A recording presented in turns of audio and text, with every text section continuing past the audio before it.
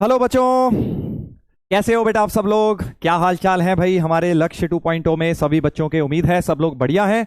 और बेटा नया हफ्ता अपना स्टार्ट हो चुका है ना। नई जर्नी अपनी शुरू हो गई है नए हफ्ते में। और जल्दी से उससे पहले एक बार बता दीजिए, क्या मेरी आवाज आप लोगों तक पहुंच रही है? क्या मैं दिखाई दे रहा हूं भाई आप लोगों को? हम्म।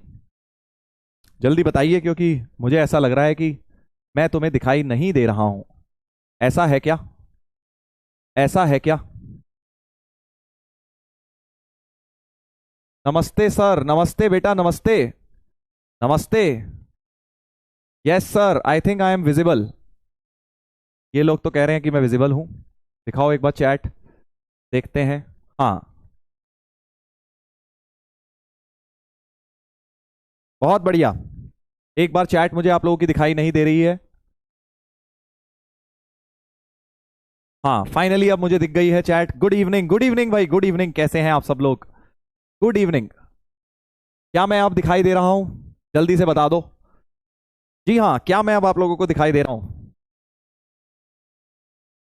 विजिबल है सर? हाँ चलिए, वेरी गुड वेरी गुड। तो कैसे हो भाई? कैसे हैं हमारे प्यारे प्यारे लक्ष्य के बच्चे, जो कि इस बार यही देने वाले हैं? इस साल लास्ट ईयर अर्जुना में थे, अब लक्ष्य में बड़े हो गए हैं। बड़ी बड़ी वाली फीलिंग आ रही होगी, है ना? और कैसी पढ़ाई चल रही है? जल्दी बताइए एक बार चैट पे लिख के। कैसी चल रही है पढ़ाई? मस्त चल रही है सर। बढ़िया है sir, very good very good.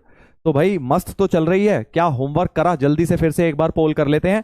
जैसा कि मैंने आपको बोला था, वीकली पोल भाई जरूरी है, सभी बच्चों को साथ में लेके चलना है। वीकली पोल मतलब क्या हमने हमारा सारा काम डन है? DPP plus lecture all done.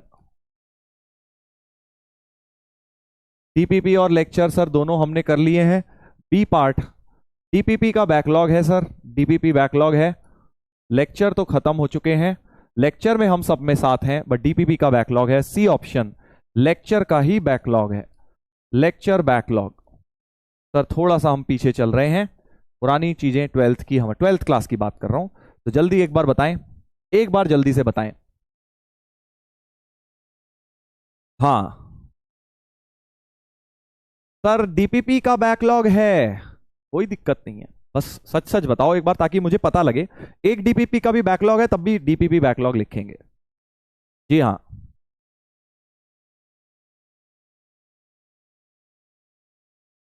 हाँ सर, पीवाईक्यू सब नहीं हो पा रहे बेटा, सारे पीवाईक्यू थोड़ी हो जाएंगे मैथ्स में। तुम 5 साल भी पढ़ाई कर लो तब भी सारे पीवाईक्यू नहीं होंगे, ठीक है। हाँ 50%, अगर 60% पीवाईक्यूज हो रहे हैं तो आप बहुत बढ़िया कर रहे हैं। अभी 50% हो रहे हैं, आगे और 10-15% इंप्रूवमेंट हो गया रिवीजन के टाइम, तो 60-65% पीवाईक्यूज होने बहुत है, बहुत है। चलिए देखते हैं। आई थिंक मोस्टली लोगों का बी होगा, मोस्टली लोगों का बी होगा। जो मुझे लगता है वो ये कि ए होगा 30% का, बी होगा 50% का। देख रहे हो भाई साहब? तुक्का ओपी। 30% का 31 आया है, ये 50 आया है, 55 के 50 की जगह 55 आया है। सही तुक्का मारा मैंने। पता है ना मुझे बेटा तुम क्या कर रहे होगे। देख लो, मतलब इसी को कहते हैं बेटा एक्सपीरियंस, समझे ना? कि हमें पता है कि भाई आप घर बैठे बैठे, चाहे हम आपसे आज तक मिले ना हो, बट हमें पता है कि हमारी क्लास में कितने परसेंट बच्चे क्या कर रहे होंगे। हाँ। कैसे पता? एक्सपीरियंस यार, पता ही है, हर साल ही गलती करते हैं ये बच्चे। देखो बहुत कॉमन मिस्टेक है कि आप डीपीपी नहीं कर रहे हैं। अगर नॉर्मली बैकलॉग बन गया है भाई, काम कर रहे थे सर, एक आध डीपीपी रह गई तो अलग बात है, बट डीपीपी बहुत सारी बैकलॉग हैं तो गलत बात है, ठीक है। थोड़ा सा बेटा अपना स्पीड बढ़ाइए, कोशिश करिए कि साथ साथ डीपीपी भी लगा पाए, है ना? क्योंकि डीपीपी साथ में करोगे तो आपको एक तरह से मजा आएगा, लेक्चर लगाने का फायदा है। नहीं तो लेक्चर सिर्फ अटेंड करना ना अधूरा होता है जेई की तैयारी में।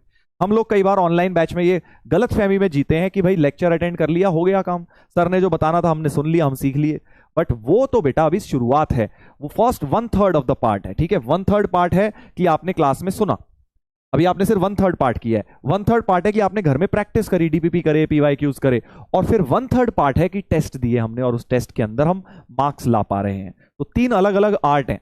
अगर आप पहली आर्ट में ही सक्षम हैं कि बस लेक्चर ही देखता रहता हूं सर, मैं तो दिन में 2-2 4-4 लेक्चर लगा के देखता ही देखता रहता हूं बस, तो बेटा वो सफिशिएंट नहीं है, ठीक है। हाँ 1/3 ही काम कर रहे हो आप, ये समझो आप। उसके बाद 1/3 काम है आप घर बैठ के सेल्फ स्टडी जो करोगे, क्योंकि जब आप खुद से सवाल लगाओगे, खुद अपना दिमाग लगाओगे, अभी तो क्या मैं बता देता हूं, मैं समझा देता हूं, पहला स्टेप मैं बता देता हूं, फिर तुम कर लेते हो, बट एग्जाम में तो मैं आऊंगा नहीं बताने, तो इसलिए आपको एक एक स्टेप जब खुद सोचना पड़ता है तो टाइम बहुत लगता है शुरुआत में, इसीलिए सेल्फ स्टडी होती है। और फिर होता है जब आपने रिवीजन भी कर लिया, सेल्फ स्टडी भी कर ली, फिर टेस्ट की बारी आती है कि भाई अब एग्जाम में हम टाइम के अंदर कितनी जल्दी कर पा रहे हैं वो सवाल। ठीक है, तो 3 अलग अलग आर्ट हैं। जनरली लोग फर्स्ट वाले को बहुत ज्यादा प्रायोरिटी दे देते हैं और सेकंड को थोड़ा बहुत दे देते हैं, थर्ड को तो इग्नोर ही मार देते हैं। ऐसी गलती नहीं करनी, आपको तीनों चीजों को प्रायोरिटी देनी है। सर टाइम ही नहीं मिल रहा है, स्कूल खुल गए। बेटा देखो, अब ये तो प्रॉब्लम रहेगी, जो लोग स्कूल गोइंग हैं उन्हें टाइम फाइंड करना पड़ेगा, और इसका बेस्ट तरीका पता है क्या है? अपना टाइम टेबल बनाओ। बेस्ट तरीका यह है कि जो स्कूल गोइंग है नहीं है, तुम्हें अगर लगता है ना तुम्हारे पास टाइम नहीं है, तुम कुछ मत करो, अपना बस टाइम टेबल बनाओ। टाइम टेबल बनाने से ही मतलब नहीं है अरे सर जोश में आ गया अब तो मैं पढ़ूंगा 15 घंटे और टाइम टेबल बना, नहीं। टाइम टेबल बनाने का मतलब है अपना इस वीक ऑब्जर्व करो, ऑब्जर्व करो कि तुम लोगों ने किस चीज को कितने घंटे दिए हैं। ठीक है, बस ऑब्जर्व करना, उसको लिखते जाओ। ठीक है, क्या बोला मैंने ये नहीं बोला टाइम टेबल बनाने का मतलब सुबह 8 से 12 पढ़ाई, 12 से 3 पढ़ाई, 3 से 6 पढ़ाई, रात को 9 से 12 पढ़ाई, ये सब नहीं। आप जो अभी कर रहे हैं आप बस उसको लिखते जाइए एक वीक तक।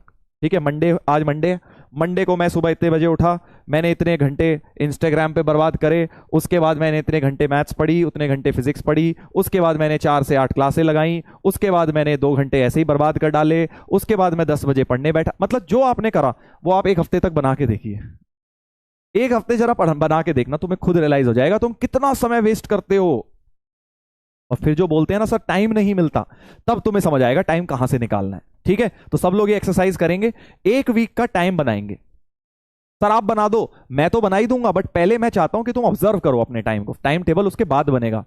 रियलाइजेशन जब तुम्हें होगी ना कि टाइम बर्बाद हो रहा है, तब एक्चुअल तुम्हें रियलाइज होगा कि कैसे टाइम टेबल बनाना है। तो इस मंडे से नेक्स्ट मंडे तक का मैं आपको टारगेट दे रहा हूं, सभी लोग अपना टाइम टेबल ऑब्जर्व करें।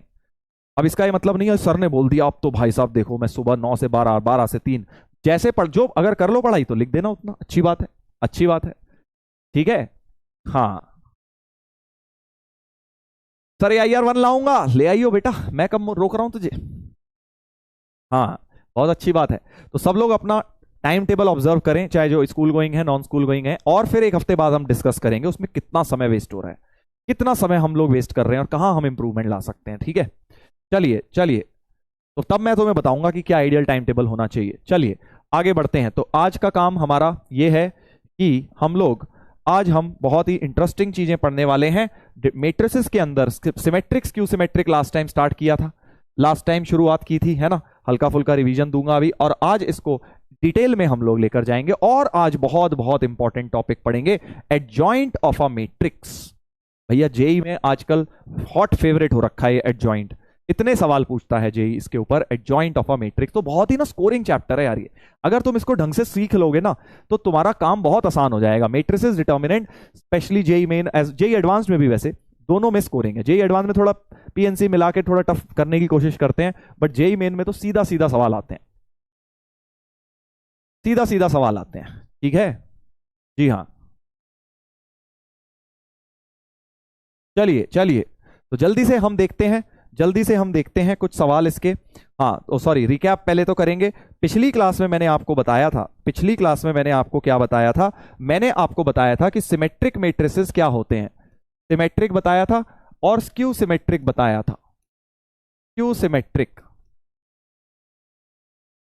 है ना, सिमेट्रिक मैट्रिक्स वो होता है जिसके अंदर बेसिकली डायगोनल के अबाउट सिमेट्री होती है। डायगोनल में अगर एबीसी है तो यहां अल्फा है तो यहां भी अल्फा, यहां बीटा है तो यहां भी बीटा, यहां गामा है तो यहां भी गामा, डायगोनल के अबाउट सिमेट्री होती है। या आप कह सकते हो ए I J equal to A J आई होता है, या ए ट्रांसपोज बराबर ए होता है ना। इतनी बात करी थी हमने, इतनी बात करी थी सिमेट्रिक के बारे में।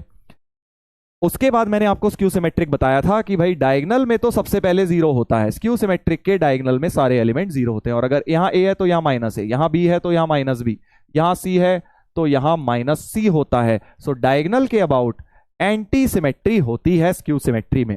ठीक है, या फिर आप ये बोल सकते हैं A I J equal to minus times A J I for every I and J, या फिर A transpose is minus times A. Correct correct. Sir adjoint का क्वेश्चन आपने डीपीपी में क्यों डाला था? मैंने तो नहीं डाला बेटा, गलती से डल गया होगा शायद इन्होंने क्वेश्चन पिक करते वक्त, मैं चेक करा लूंगा। एडजॉइंट का कोई क्वेश्चन है तो रिमूव करा देंगे, डीपीपी 2 में नहीं उसका मतलब बनता है। हाँ, सामने देखिए, सामने देखिए। चलिए, तो अब मैं आपको क्या बोल रहा हूं, ये तो हमने इतना किया था। फिर मैंने एक तुम्हें बड़ी इंटरेस्टिंग प्रॉपर्टी बताई थी स्क्यू सिमेट्रिक के बारे में। क्या बताई थी? स्क्यू सिमेट्रिक के बारे में बताई थी कि अगर मैं इसमें ऑड ऑर्डर का ले लूंगा, ऑड ऑर्डर का स्क्यू सिमेट्रिक ले लूंगा, तो उसका डिटर्मिनेंट हमेशा जीरो वैल्यू देगा। वेरी वेरी इंपॉर्टेंट कि skew symmetric matrix of odd order, उसका डिटर्मिनेंट हमेशा जीरो होता है, हमेशा जीरो होता है। ठीक है,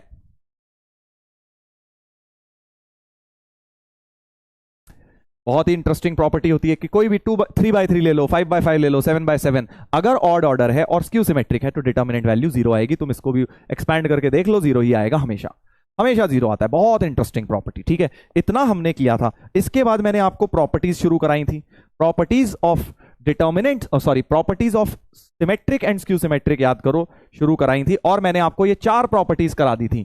2 मुझे आज एक्सप्लेन करनी थी, 4 मैंने आपको प्रॉपर एक्सप्लेन कर दी थी। ये 4 है ना, जल्दी से देख लेते हैं क्या क्या थी। सबसे पहली तो यही, ए सिमेट्रिक है तो ए transpose A transpose minus A skew के लिए। उसके बाद मैंने बताया था प्रॉपर्टी 2, अगर ए कोई भी स्क्वायर मैट्रिक्स है, कोई भी स्क्वायर मैट्रिक्स, तो A plus A transpose, A into A transpose into A, ये सारे के सारे सिमेट्रिक आते हैं। But A minus A transpose skew symmetric आता है, करके भी दिखाया था ना, प्रूव भी करा था और एग्जाम्पल लेके भी दिखाया था आपको कि कैसे कोई भी स्क्वायर मैट्रिक्स ले लो, अगर उसका ए माइनस ए ट्रांसपोज करोगे हमेशा स्क्यू आ जाएगा, हमेशा स्क्यू आ जाएगा। ठीक है, उसके बाद थर्ड प्रॉपर्टी थी, अगर सिमेट्रिक मैट्रिक्स है तो ए ट्रांसपोज ए की पावर एन सारे सिमेट्रिक होंगे। मतलब सिमेट्रिक की कोई मर्जी पावर कर दो, सिमेट्रिक मैट्रिक्स है अगर ए, उसका ए स्क्वायर करो, ए क्यूब करो, ए की पावर 4 करो, ए की पावर 5 करो, ए की पावर 100, जो मर्जी करो, सारे के सारे सिमेट्रिक आएंगे। सिमेट्रिक मैट्रिक्स की कोई भी पावर हमेशा सिमेट्रिक ही रहती है। Very very important. अभी इस पे जरा क्वेश्चन कराऊंगा, देखना, अभी जेई का क्वेश्चन दिखाऊंगा, मेंस का भी एडवांस्ड का भी, इन दोनों प्रॉपर्टीज पर।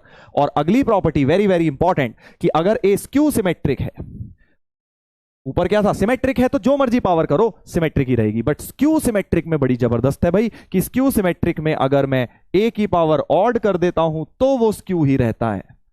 बट ए की पावर अगर इवन कर देता हूं, किसी स्क्यू की पावर भी इवन कर दूंगा, तब भी वो सिमेट्रिक ही बन जाता है। याद आया? याद आया सबको? ये सर मैंने बैच आज खरीदा है, मैं बैकलॉग कैसे कंप्लीट करूं? बेटा एक एक लेक्चर देखो पहले, तो तुम लाइव अभी मत देखो, ठीक है? आप एक एक लेक्चर देखिए। अगर आपकी 11वीं बर्बाद थी तो आप बेसिक मैथ से जरूर देखिए, अगर आपकी 11वीं ठीक ठाक थी तो आप बेसिक मैथ को फास्ट फॉरवर्ड स्पीड में निपटा डालिए, और अगर आपकी 11वीं बहुत अच्छी थी तो बेसिक मैथ इग्नोर मार के सीधे आप डिटर्मिनेंट से शुरू कर दीजिए। देखना तो बेटा पड़ेगा ही, सारे लेक्चर देखने पड़ेंगे, सारी डीपीपी करनी पड़ेगी, कोई शॉर्टकट नहीं है। तुम ये सोचो कि सर आप कुछ शॉर्टकट, एक थोड़ी ऐसी पुड़िया बता दो जो जादू से मैं एकदम से बराबर आ जाऊं। सर ग्रह लक्ष्मी का जिन है ना, वो अलादीन का चिराग जो होता है, उसमें से सर एक जिन निकालिए और जिन हमारे ऊपर ऐसा कुछ करे कि हम 1 मिनट में हमारा बैकलॉग समाप्त। ऐसा नहीं हो सकता, ऐसा नहीं हो सकता बेटा। इसलिए आप लोग, आप जो भी बच्चे बैकलॉग वाले हैं, आप अपना नॉर्मल तरीके से बैकलॉग निपटाइए।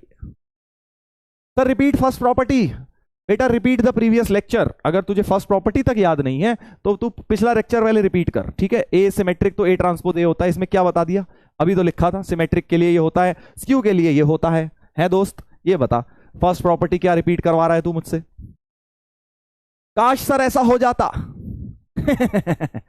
सोचने में कितना अच्छा लगता है ना, अलादीन का जिन निकल के आया, उसने पूछा हमसे क्या चाहिए? बैकलॉग खत्म करना चाहता हूं मैं, अपना बैकलॉग सारा निपटाना चाहता हूं। जी हाँ,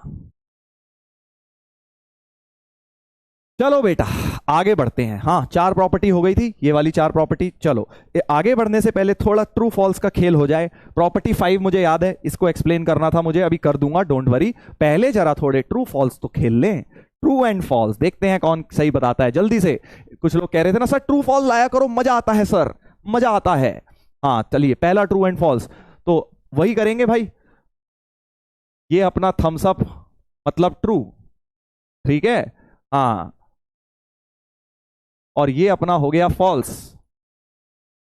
जी हाँ, पोल के अंदर मैं आपके लिए, देखिए कितनी जबरदस्त ड्राइंग। ये तो बहुत मोटा हाथ हो गया सर, ये तो चिंपैंजी का हाथ लग रहा है। बात तो बेटा सही है, चलो इसको इंसान का हाथ बना देते हैं। चलिए ये हो गया हमारा ट्रू एंड फॉल्स। तो पहला है A is any square matrix then A की पावर 2024 इज ऑलवेज सिमेट्रिक। चलिए दोस्तों जरा ध्यान से, जान जान के मैंने तुम्हें कंफ्यूज करने के लिए स्टेटमेंट बनाए हैं, तो ध्यान से ध्यान से ध्यान से बेटा, पहला वाला ट्रू है या फॉल्स है? जल्दी, आप लोगों की स्क्रीन पे आ गया होगा ऑप्शन, जल्दी से ऑप्शन आ गए होंगे, उसका आंसर बताएं। हाँ जल्दबाजी, देखो जल्दबाजी मत करो, फिर बाद में कहोगे ओहो सर पढ़ा नहीं, सर पढ़ा नहीं सर, इसलिए बोल रहा हूं जल्दबाजी मत करो, जल्दबाजी ना करें। ए इज, पढ़ लो क्या लिखा है, पढ़ लो जरा। A is any square matrix then A की पावर 2024 इज ऑलवेज सिमेट्रिक।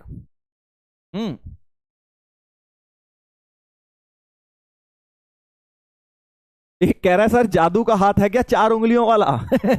बात तो सही है, एक रह गई, छुपी हुई है ना एक उंगली कोने में। हाँ सर गलती से मिस्टेक हो गई, बेटा यही तो होता है, गलती से ही मिस्टेक होती है। हाँ ये देखो जरा, फंसाया गए, फंस गए, इसीलिए बोल रहा हूं बेटा सारे एटम बॉम्ब हैं। हाँ एटम बॉम्ब की तरह गिरेंगे तुम्हारे ऊपर, ऐसे आसानी से नहीं। हाँ sir yes, if A is any square matrix, मैंने लिखा है दोस्तों एनी स्क्वायर मैट्रिक्स, कैसा भी स्क्वायर मैट्रिक्स हो। तुम कह रहे हो अच्छा सर पावर इवन है बस सिमेट्रिक हो गया, अबे तूने ध्यान से प्रॉपर्टी नहीं पढ़ी। मैंने बोला था जब ए कोई भी सिमेट्रिक मैट्रिक्स हो तब तो उसकी सारी पावर इवन सिमेट्रिक होती हैं, और अगर कोई स्क्यू सिमेट्रिक हो तब उसकी इवन पावर भी सिमेट्रिक होती है। गिवन मैट्रिक्स भी तो होना चाहिए, गिवन मैट्रिक्स ही बेचारा कुछ नहीं है, गिवन मैट्रिक्स तो एनी स्क्वायर मैट्रिक्स है, कोई मर्जी टेढ़ा मेढ़ा मैट्रिक्स लिख लेगा और उसका स्क्वायर करेगा, सिमेट्रिक आ जाएगा है। ये बता, जादू हो जाएगा, सिमेट्री आ जाएगी उसके अंदर। खुद सोच के देखो, कोई भी उल्टा सीधा स्क्वायर मैट्रिक्स लिख दिया, उसका स्क्वायर निकालोगे सिमेट्रिक आ जाएगा। ये कैसा भाई, ये कैसा न्याय है? ये बताइए। तो पहला तो गलत हो गया क्योंकि यहां स्क्वायर नहीं होना चाहिए था, if A is any symmetric matrix होना चाहिए था, तब ये ट्रू बनता। तो सेकेंड ऑप्शन अब सही हो गया, ध्यान से देखो, if A is any symmetric matrix then, ये नंबरिंग गलत हो गई है, कोई नहीं, if A is any symmetric matrix है देन उसकी जो मर्जी पावर करो, इसने तो इवन करी है तो वो सिमेट्रिक ही रहेगा। तो ये वाला तुम्हारा ट्रू हो गया,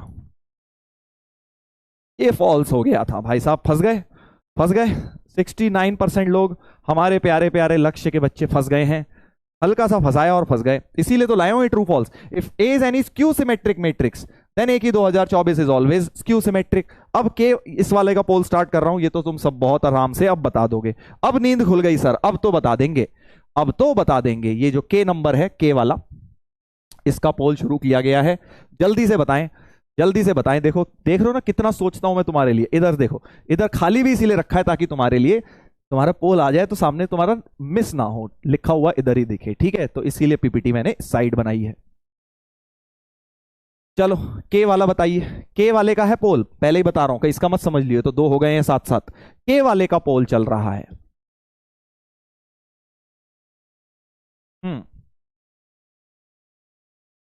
if A is any skew symmetric matrix then A की power 2024 is always a skew symmetric matrix. ये तो यार सही कर दियो भाई। इच्छा है मेरी 90% देखने की तुम्हारे बैच में, वो इच्छा कभी पूरी हो पाएगी कि नहीं हो पाएगी? नहीं होगी सर।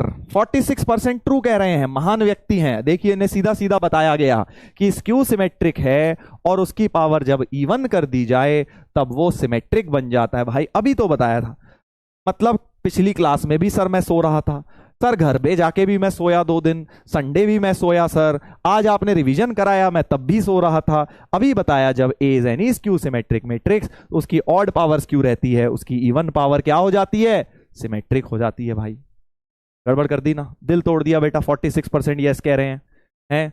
तो ये वाला तुम्हारा फॉल्स हो गया। क्यों? क्योंकि पावर दी हुई है इवन और स्क्यू बोल दिया, ये तो गड़बड़ है, स्क्यू नहीं होना चाहिए था, सिमेट्रिक होना चाहिए था। ठीक है, अभी देखो बेटा, अभी तो शुरुआत है, अभी आगे देखो। अभी sir if A is any skew symmetric matrix then A की पावर 2024 ऑलवेज सिमेट्रिक। हाँ ये सही है, क्योंकि स्क्यू सिमेट्रिक की पावर इवन हमेशा सिमेट्रिक हो जाता है, तो ये वाला ट्रू है। चलिए एम की बात करेंगे। If A is any skew symmetric matrix then A की power 2025 is always symmetric matrix. M बताओ भाई, जल्दी जल्दी बताओ। ये क्या हो गया? सॉरी, ये तो गड़बड़ हो गई। वो वाला पोल शुरू करना था हमें, वोट टाइप।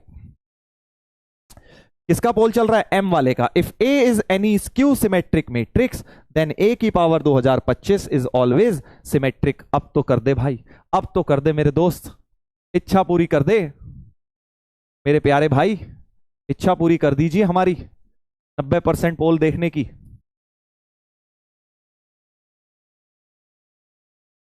देखते हैं।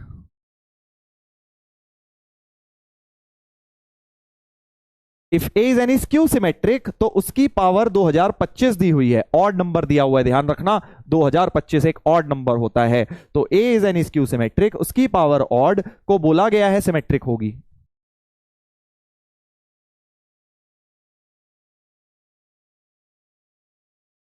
देखते हैं भाई, देखते हैं। हे मेरे भगवान, हे मेरे प्रभु, अभी भी 28% कह रहे हैं कि ट्रू। अबे इवन ऑड भी नहीं आता क्या? इवन ऑड भी नहीं आता मेरे भाई हैं? ये बता कि अगर 2025 ऑड नंबर है, स्क्यू की पावर ऑड स्क्यू रहता है, सिमेट्रिक नहीं होता, इसलिए ये फॉल्स हो गया। क्या कर रहे हो दोस्त? 28% क्या कर रहे हो भाई? गड़बड़, मतलब गड़बड़ घोटाला है यार, इतना भी ना करो। अगला वाला तो बहुत आसान है। A is any skew symmetric matrix then A की पावर 2025 इज ऑलवेज क्यू। ये वाला ट्रू हो गया क्योंकि ए की पावर ऑड आ गई है। तो इतनी आसान भाषा में समझाया है अब आपको। अब बेटा उम्मीद है कि आप याद रखेंगे, याद रखेंगे। ठीक है, स्पैमर है सर, कोई नहीं, है तो इंसान ही बेचारा। देना तो ये भी आईआईटी चाहता है, नहीं देना चाहता होगा, बट 12वीं में तो होगा ही कम से कम, मैं ये मान रहा हूं। कुछ सीख ही लेगा। चलो कोई दिक्कत नहीं है, चलिए कोई दिक्कत नहीं है। जो जहां टिक करा है वो ट्रू है, जो काट काट मारा है वो फॉल्स है। ठीक है, ये फॉल्स है, ये ट्रू है। चलिए अब मैं आपको प्रॉपर्टी 5 एक्सप्लेन कर देता हूं और फिर दिखाता हूं कि कैसे जेई ने प्रॉपर्टीज का इस्तेमाल करके सवाल बनाया था लास्ट ईयर। ठीक है, देखेंगे। पहले प्रॉपर्टी समझ लेते हैं, ये मैंने आपको कल भी बताई थी। If A and B are symmetric matrices, क्या बोल रहा है भाई? गिवन कंडीशन जरूर पढ़ लिया करो। ए एंड बी क्या है? सिमेट्रिक मैट्रिसेस हैं। ठीक है sir. Then A B plus B A की बात करने को कह रहा है, A B plus B A symmetric है। तो फिर से वही फर्स्ट का प्रूफ करेंगे। पहले तो हम क्या करना है, लेट कर देते हैं ए बी प्लस बी ए को सी, ए बी प्लस बी ए को सी, ऐसे ही तो स्टार्ट किया था मैंने कल भी। ठीक है, तो इसका ट्रांसपोज ले लूंगा। सो टू प्रूव हो गया हमारा, टू प्रूव हो गया कि हमें बोला जा रहा है कि ये सिमेट्रिक आएगा, यानी सी ट्रांसपोज बराबर सी आएगा। तो सी ट्रांसपोज, इसका मतलब दोनों तरफ ट्रांसपोज करा जाए, ट्रांसपोज बोथ साइड्स किया जाए, तो सी ट्रांसपोज हो जाएगा A B transpose plus B A transpose. Product में ट्रांसपोज का तुम्हें पता है उल्टा reversal law, B transpose A transpose plus A transpose B transpose. But given क्या है? ए एंड बी सिमेट्रिक है, मतलब बी ट्रांसपोज की जगह बी लिख देता हूं, ए ट्रांसपोज की जगह ए लिख देता हूं, इधर भी ए ट्रांसपोज की जगह ए की जगह बी। तो सी ट्रांसपोज की वैल्यू आ गई B A plus A B, B A plus A B, A B plus B A, commutative होता है एडिशन। तो A B plus B A बराबर B A plus A B है, यानी सी ट्रांसपोज बराबर सी है। सी ट्रांसपोज बराबर सी, इसका मतलब सी कैसा हो गया? सिमेट्रिक मैट्रिक्स हो गया भाई prove. C is symmetric matrix. तो फर्स्ट वाला तो प्रूव हो गया है, फर्स्ट वाला तो प्रूव। अब बिल्कुल ऐसे ही जिन लोगों का नहीं हुआ था ये डी वाला, अब आप सेकंड वाला करेंगे। ए बी माइनस बी ए को इस बार डी लेट कर देते हैं, पहले से ही किया था अब डी कर देते हैं, क्या फर्क पड़ रहा है? बहुत ही बढ़िया प्रूफ। इंपॉर्टेंट है सर, बिल्कुल इंपॉर्टेंट है, अभी देखना जेई के क्वेश्चन में। तो डी ट्रांसपोज फिर से क्या हो जाएगा? A B transpose minus B A transpose. Reversal law says B transpose A transpose minus A transpose B transpose. But क्योंकि सिमेट्रिक हैं, क्योंकि सिमेट्रिक हैं, तो तुम क्या करोगे? बी ट्रांसपोज की जगह बी, ए ट्रांसपोज की जगह A, minus A B, B A minus A B आ गया, तो माइनस कॉमन ले लेंगे, तो A B minus B A हो गया। और अब ये चीज तो वापस डी बन गई है, तो D transpose is minus D, D is skew. Skew symmetric आ गया है भाई।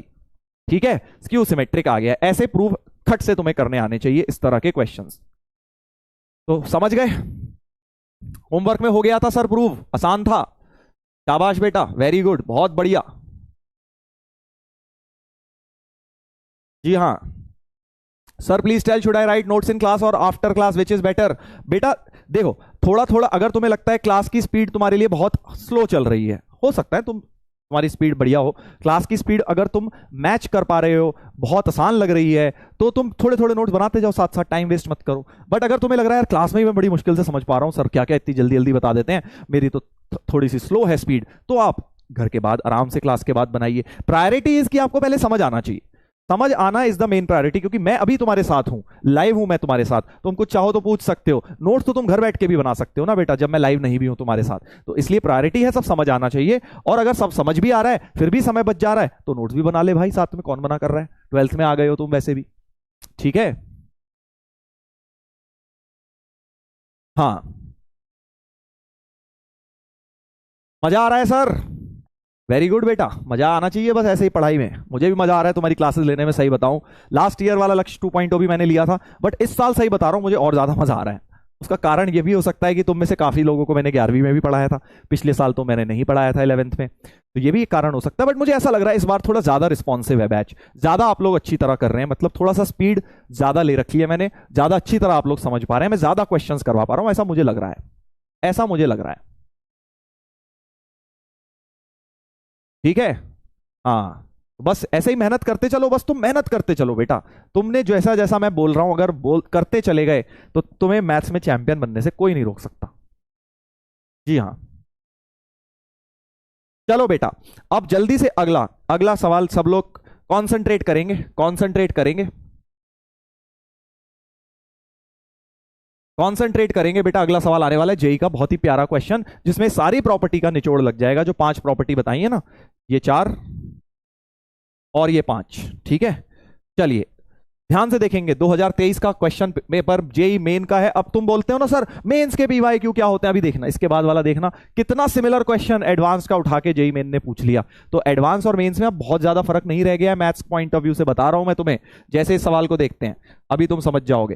देखो एबीसीबी 3x3 matrices such that A symmetric, भाई ने दिया हुआ ए सिमेट्रिक है, बी एंड सी का इस बार उसने बोला है स्क्यू सिमेट्रिक है, तो समझ गए, लिख लेते हैं कोने में, ए है symmetric, B and C skew है, समझ गए बेटा। आगे कंसीडर द स्टेटमेंट्स, एक स्टेटमेंट दिया है कि ए की पावर 13 इंटू बी की पावर 26 माइनस बी की पावर 26 इंटू ए की पावर 13, समझ रहे हो ना बेटा, देख रहा है विनोद कहां जा रहा है सवाल, ए की पावर 13 बी की पावर 26, तो एक काम करते हैं, और इधर भी वही दोनों है, ए की पावर 13 को एक्स बोल देता हूं, बी की पावर 26 को y बोल देता हूं, तो क्योंकि ए सिमेट्रिक है, ए सिमेट्रिक है तो ए की पावर 13 भी क्या होगा, सिमेट्रिक ही होगा सर। प्रॉपर्टी नंबर 3 क्या कहती है, किसी भी सिमेट्रिक की कोई मर्जी पावर करो तो ये सिमेट्रिक ही रहेगा, यानी ये तो सिमेट्रिक ही रहेगा सर, ये तो सिमेट्रिक ही रहेगा। और बी की पावर 26 क्योंकि बी स्क्यू है बट पावर इवन करी हुई है, बी की पावर बेटा इवन करी हुई है, तो स्क्यू वाला भी बेचारा हथियार डाल देगा, कहेगा मैं भी सिमेट्रिक बन जाता हूं क्योंकि मुझे तुमने इवन पावर कर दी, वैसे तो मैं स्क्यू था, वैसे तो मैं स्क्यू था वाई, बट बी की पावर 26 होते ही वो भी सिमेट्रिक बन गया, यानी एक्स और वाई दोनों क्या हो गए, सिमेट्रिक हो गए। यानी S1 क्या कह रहा है, S1 कह रहा है X Y minus Y X type का है ना, एक्स और वाई दोनों सिमेट्रिक हैं, एक्स एंड वाई दोनों सिमेट्रिक हैं, X Y minus Y X की बात करने को बोल रहा है। आया ना मजा, X Y minus Y X, X and Y दोनों क्या है, symmetric, X Y minus Y X की बात करने को कह रहा है। और अभी हमने देखा था अगर ए एंड बी दोनों सिमेट्रिक है तो ए बी माइनस बी है तो स्क्यू आता है, सेकेंड वाला पॉइंट राइट। तो एक्स और वाई अगर दोनों सिमेट्रिक है तो X Y minus Y X तो स्क्यू आता है, अभी हमने देखा था। यानी स्टेटमेंट 1 तो भाई साहब गलत हो गया है, क्योंकि स्टेटमेंट 1 कह रहा है कि वो तो सिमेट्रिक है, ये तो हमने प्रूव कर दिया कि स्क्यू आया है, तो स्टेटमेंट 1 तो गलत, स्टेटमेंट 1 तो गलत। आया ना मजा, आया कि नहीं आया मजा। जल्दी से बेटा अब दूसरा वाला खुद से करके दिखाइए और फिर मुझे ऑप्शन बताइए कौन सा आएगा, जल्दी से करके बताइए, मजा आएगा बहुत ज्यादा। बिल्कुल ऐसे ही एक्स वाई मान के कर लो, एक्स वाई मान लिए सर, कुछ और मान लेता हूं, कुछ और मान ले, ए की पावर 26 को चलो एक्स ही ले लेते हैं, सी की पावर 13 को वाई मान लेते हैं, ठीक है। ए की पावर 26 को इस बार एक्स, इस बार ये हो गया X Y minus Y X. ध्यान से देखिए, ध्यान से देखिए, जल्दबाजी मत करो, जल्दबाजी नहीं करनी है, प्रॉपर तरीके से टाइम लीजिए। ए की पावर 26 क्या हो जाएगा, क्योंकि ए तो सिमेट्रिक था तो इसकी पावर 26 भी सिमेट्रिक ही रहेगा, ये सिमेट्रिक हो गया, ठीक है, और ये सी तो स्क्यू था, सी की पावर ऑड नंबर लिया हुआ है तो ये स्क्यू ही रहेगा, वाई तुम्हारा स्क्यू ही रहेगा, वाई तुम्हारा स्क्यू ही रहेगा। ध्यान देखना भाई। और अब हमें बात किसकी करनी है, X Y minus Y X की करनी है। अब X Y minus Y X की बात करनी है तो इसको डी मान लेता हूं, इसको डी मान लेता हूं, क्योंकि ऐसी कोई प्रॉपर्टी तो है नहीं, एक सिमेट्रिक स्क्यू में मैंने कोई प्रॉपर्टी नहीं बताई है, वो तो तुम इतनी सारी बनाओगे थोड़ी, याद थोड़ी करोगे। प्रूफ का इस्तेमाल कर लेते हैं, तो डी ट्रांसपोज हो जाएगा X Y transpose minus Y X transpose Y transpose X transpose minus X transpose Y transpose. Y transpose की जगह, क्योंकि वाई तो स्क्यू था, माइनस वाई लिख दो, ये इंपॉर्टेंट है। वाई क्या था, स्क्यू, तो वाई ट्रांसपोज की जगह माइनस वाई, एक्स ट्रांसपोज की जगह तो एक्स ही लिख देता हूं। ऐसा हो गया, तो हमारे पास क्या आ गया, X Y minus Y X आ गया, X Y minus Y X आ गया, और X Y minus Y X ही माना था डी, तो यानी कि डी ट्रांसपोज बराबर डी हो गया है, डी ट्रांसपोज बराबर बेटा डी आ गया है। यानी कि क्या हो गया, जो डी माना था मैंने सेकंड सिनेरियो में सिमेट्रिक ही हो गया, यानी सेकंड स्टेटमेंट तो बिल्कुल करेक्ट है।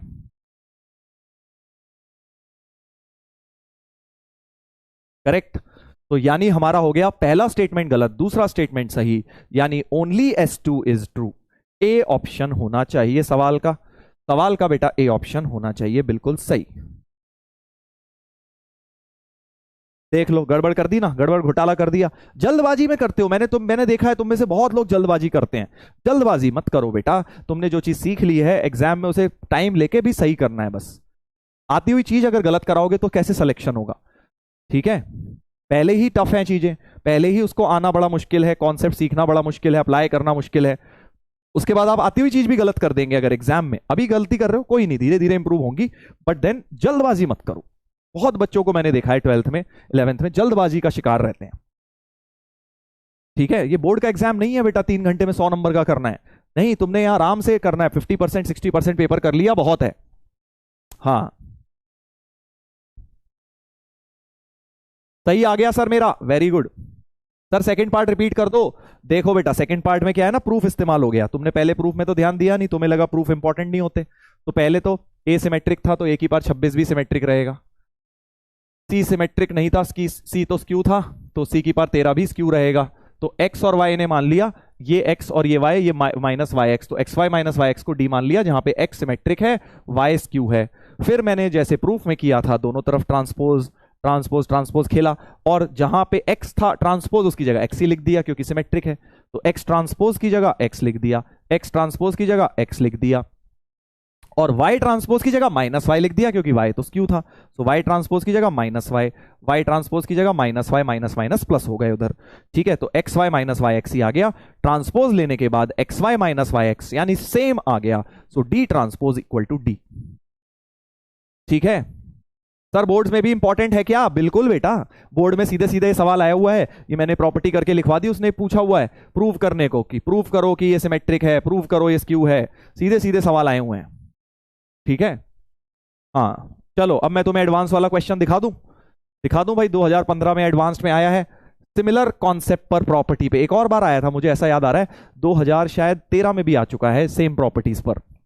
चलो देखते हैं, X and Y be two arbitrary 3x3 non zero skew symmetric matrices, Z be symmetric matrix, तो भाई कोने में लिख डाल, एक्स एंड वाई क्या है क्यू, जेड क्या है सिमेट्रिक, ठीक है। Then which of the following is are skew symmetric, बताओ, मल्टीपल करेक्ट हो सकता है, मोर देन वन करेक्ट हो सकता है, तो Y cube Z 4, Y cube क्या होगा, क्यू की पावर 3 स्क्यू ही रहेगा, जेड की पावर 4 तो सिमेट्रिक हो जाएगा, तो एक स्क्यू दूसरा सिमेट्रिक, तो वाई क्यूब को हम कुछ लेट कर लेते हैं, वाई क्यूब को लेट कर लेते हैं सी, जेड क्यूब को लेट कर लेते हैं डी, ठीक है जी। तो ये C D minus D C हो गया, C D minus D C हो गया ए ऑप्शन, बेटा C D minus D C हो गया, करेक्ट जी हाँ। तो C D minus D C को कुछ नया कुछ मान लीजिए, ए मान लीजिए, ए मान लीजिए, और ए ट्रांसपोज निकालते हैं तो C D transpose minus D C transpose, यानी कि D transpose C transpose minus C transpose D transpose, D transpose की जगह, क्योंकि हमने क्या माना, डी जो हमारा है हमने इसको सॉरी जेड की पावर 4 था, इसको डी माना है और इसको सी मान लिया है, करेक्ट। हाँ, तो डी तो हमारा सिमेट्रिक है तो डी आ जाएगा यहां, सी हमारा स्क्यू है तो माइनस सी आ जाएगा, और प्लस सी इंटू डी, तो C D minus D C फिर से हो गया same as A, A transpose same as A, यानी ए तो सिमेट्रिक हो गया। ये कैसा आया है, सिमेट्रिक आया है, ये वाला हमारा सिमेट्रिक आया है भाई, सिमेट्रिक आया है, देख लो दोस्त, सिमेट्रिक आया है, ए ऑप्शन तो सिमेट्रिक आया। उसने बोला है कौन से स्क्यू सिमेट्रिक हैं, स्क्यू बताने हैं तुमने। चलिए अगला देखते हैं, अगला देखते हैं दोस्त, x की पावर 44 प्लस y की पावर 44, x की पावर 44 तो सिमेट्रिक हो जाएगा क्योंकि स्क्यू की पावर इवन, y की पावर 44 भी सिमेट्रिक हो जाएगा, तो सिमेट्रिक प्लस सिमेट्रिक तो सिमेट्रिक ही रहता है, तो ये भी सिमेट्रिक ही हो गया। ये ऑप्शन भी गलत है, ये ऑप्शन भी गलत हो गया, ठीक है। ऐसे ही अब सी ऑप्शन को पहचानो, पहले डी कर लेते हैं, आसान सा है, x की पावर 23 क्यू होगा सर, x की पावर 23 तो स्क्यू होगा, y की पावर 23 भी स्क्यू होगा, और स्क्यू को जोड़ा जाए तो स्क्यू ही आता है, तो ये तो भाई हमारा स्क्यू हो गया, ये तो स्क्यू हो गया। अब बस इसकी बात और कर लीजिए, इसकी चर्चा करिए, इसको वही सी डी मान के कर लो, जल्दबाजी नहीं करनी, ऐसे उल्टे सीधे आ जाएं, जल्दबाजी नहीं करनी, सी डी मान के करना है जैसे मैंने यहां किया था।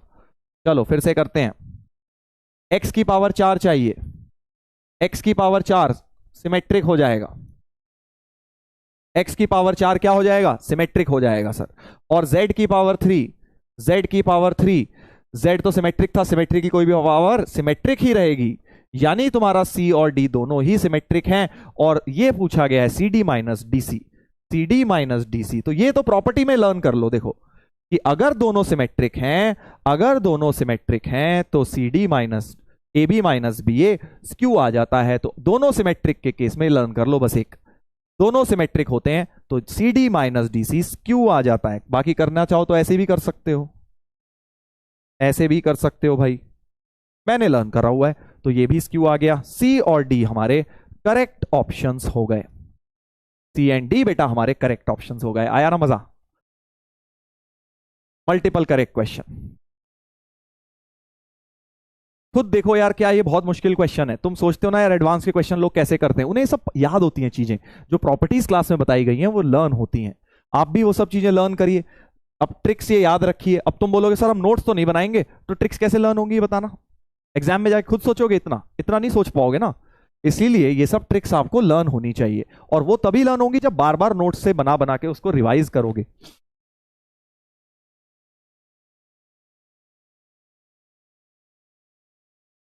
वेरी गुड वेरी गुड, बहुत बढ़िया। चलिए तो इसके साथ ही अगर ये बातें सारी आपको समझ आ गई हैं तो एक प्रॉपर्टी और करके हम फिर कुछ ट्रू एंड फॉल्स खेलेंगे, फिर कुछ ट्रू एंड फॉल्स खेलेंगे भाई, ठीक है।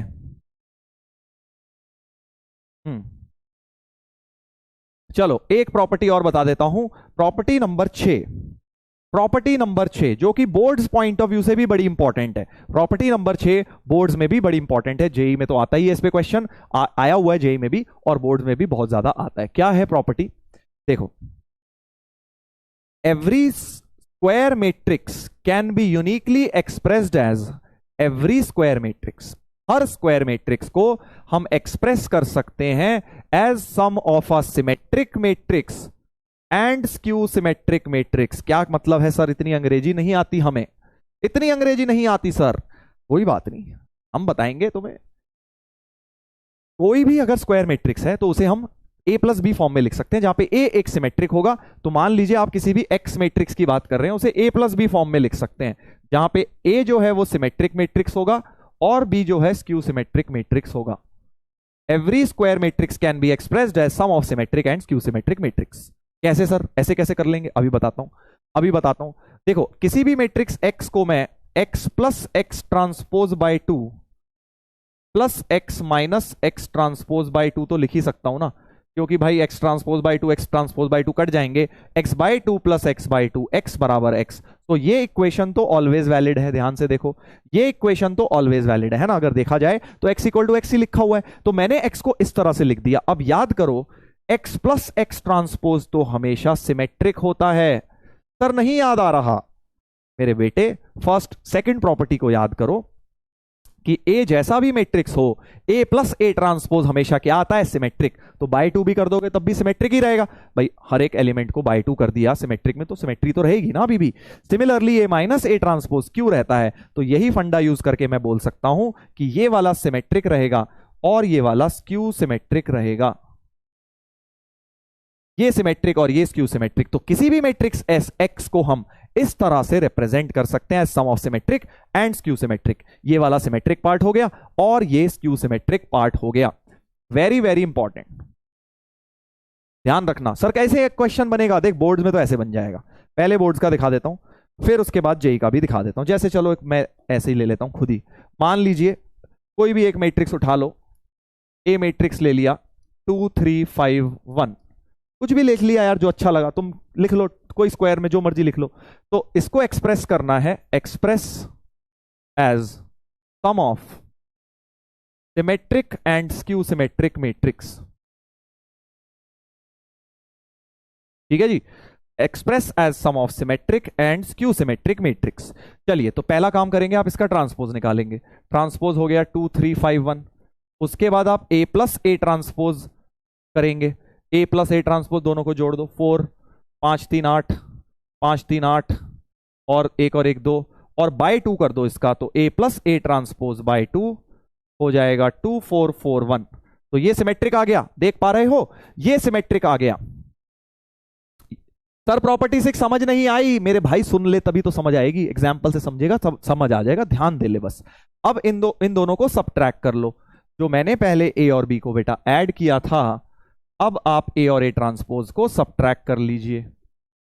सबट्रैक्ट करूंगा सर, 2 - 2 0, 3 - 5 - 2, 5 - 3 2, 1 - 1 0 और आधा कर लो, आधा कर लो, तो क्या आ जाएगा 0 - 1 1 0।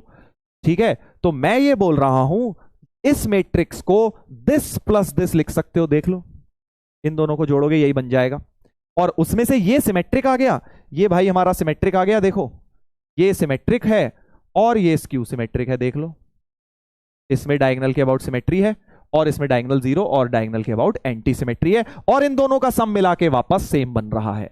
बस इतना सा ही तो आसान है। ठीक है, कि किसी भी मैट्रिक्स को आप सिमेट्रिक और स्क्यू सिमेट्रिक के सम में लिख सकते हो। सिमेट्रिक पार्ट कैसे निकालोगे, ए प्लस ए ट्रांसपोज बाय 2, और skew symmetric part A minus A transpose by 2, हमेशा ऐसे हो जाएगा। सर 3/3 में भी होगा, देख लो भाई, मान लो ये रहा 3/3, पहले इसका ए ट्रांसपोज निकालो,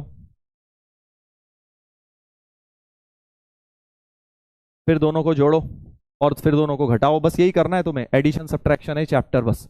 -4 5 1 5 10 1 1 1 8। ठीक है भाई साहब, और इसका आधा कर डालो, अब इसका आधा कर डालो, तो -2 5/2 हाफ, 5/2 5 हाफ, हाफ हाफ 4, ये तुम्हारा सिमेट्रिक पार्ट हो गया। देख लो सिमेट्री आ रही है डायगोनल के अबाउट, बिल्कुल आ रही है सर, तो ये वाला ए प्लस ए ट्रांसपोज बाय 2 तुम्हारा सिमेट्रिक पार्ट हो चुका है। अब क्या करेंगे सर, अब सबट्रैक्ट करेंगे दोस्त, ये वाले को ए को और ए ट्रांसपोज को अब सबट्रैक्ट करोगे, तो जैसे ही सबट्रैक्ट करोगे ए माइनस ए ट्रांसपोज की वैल्यू आ जाएगी, -2 -2 0, 3 - 2 1, 2 - -1 3, 2 - 3 -1, 5 - 5 0, डायगोनल में तो देख 0 बनेगा, स्क्यू है ना, 1 - 0 1, -1 - 2 हो गया -3, और 0 - 1 हो गया -1, 4 - 4 फिर से 0, तो डायगोनल में 0 तो आना ही है, स्क्यू बनना है तो। ठीक है, और अब क्या हो गया, एंटी सिमेट्री दिख रही है, देखो डायगोनल के अबाउट एंटी सिमेट्री, और अब आधा कर दीजिए, तो A minus A transpose by 2, 0 half 3/2, -1/2 0 1/2, -3/2 -1/2 0, ये अपना स्क्यू वाला पार्ट बन गया। So this is symmetric part, this is skew symmetric. अगर इन दोनों को ऐड करूंगा, चेक भी लगा सकते हो कि कहीं कोई गलती तो नहीं करी, इन दोनों को जोड़ के ये वाले भाई साहब वापस मिल जाने चाहिए तुम्हें। This plus this should actually be the original matrix. कितना तो आसान है, इतना तो आसान है। बोर्ड में आ जाता है ऐसा कि भैया इसको एक्सप्रेस करो sum of symmetric and skew symmetric में, तो बस इतना याद रख लो, सिमेट्रिक पार्ट होता है ये, स्क्यू सिमेट्रिक पार्ट होता है ये, दैट्स इट।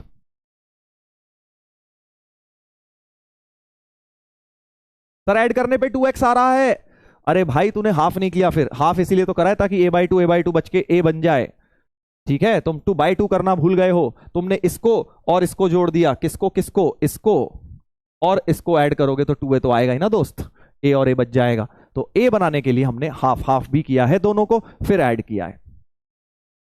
तो ये है बोर्ड लेवल का सवाल। अब इसमें देखो जेई ने कैसे सवाल पूछा, जेई का तुम्हें पता ही है, जेई की हरकतें ये होती हैं कि बोर्ड लेवल में जो बच्चे रट्टा मार जाते हैं उनको फंसाने की। ठीक है, देखो अब उसने क्या किया, इधर देखो बड़ा मजेदार, उसने सवाल क्या पूछा, if A is a symmetric matrix and B is a skew symmetric. उसने ऐसे नहीं बोला एक्सप्रेस करो as sum of symmetric and, नहीं, उसने बोला भैया ए तो सिमेट्रिक है, ए तो सिमेट्रिक है और बी स्क्यू सिमेट्रिक है, और ए प्लस बी को ऐसे लिख दिया है। वही चीज तो बन गई, सोच के देखो, वो बोल रहा है ए सिमेट्रिक है, बी स्क्यू सिमेट्रिक है, तो ए प्लस बी बराबर दिस है, यानी इस मैट्रिक्स को क्या करा हुआ है, as sum of symmetric and skew symmetric डाला हुआ है। तो क्या ए और बी नहीं निकाल सकते, बिल्कुल निकाल सकते हैं सर, ए और बी निकल जाएगा और ए बी का प्रोडक्ट फिर निकल जाएगा, ऑप्शन मैच हो जाएगा। कितना आसान है, ठीक है, समझ गए कि नहीं समझे कि ए और बी को तुम क्या करोगे, पहले निकाल लोगे, पहले तो क्या करोगे, इस प्यारे से मैट्रिक्स को एक्स मान लो, क्योंकि ए बी तो यहां यूज्ड है तो इसलिए ए नहीं मान रहा, 2 3 5 -1, तो एक्स ट्रांसपोज निकाल लो, 2 3 5 -1, तो ए हो जाएगा हमारा x plus X transpose by 2, क्योंकि ए क्या है, सिमेट्रिक वाला है, और बी स्क्यू सिमेट्रिक वाला है, तो बी हो जाएगा x minus X transpose by 2। जल्दी ए और बी निकालो, दोनों को मल्टीप्लाई करो और मजा आ जाएगा भाई, आंसर निकल कर आ जाएगा। जल्दी जल्दी निकालेंगे, 2 मिनट में निकाल लोगे सर, 2 मिनट थोड़े कम हो जाएंगे, कैलकुलेशन बहुत है, स्पीड बढ़ाने की कोशिश करो, ट्राई मारो, चलो 2.5 मिनट में करने की कोशिश करो, 3 4 मिनट दे दूं सब कर लोगे, बट 2.5 मिनट में थोड़ा प्रेशर बनेगा, ट्राई करो। हाँ तो इन दोनों को ऐड करता हूं, 4 8 8 -2, आधा कर देता हूं, 2 4, ऐसा कुछ, ये हो गया, ये हमारा ए हो गया बेसिकली। ऐसे ही x माइनस एक्स ट्रांसपोज कर देता हूं, इन दोनों को सब्ट्रैक्ट, 0 -2 2 0, आधा कर दो तो b आ जाएगा, 0 -1 1 0।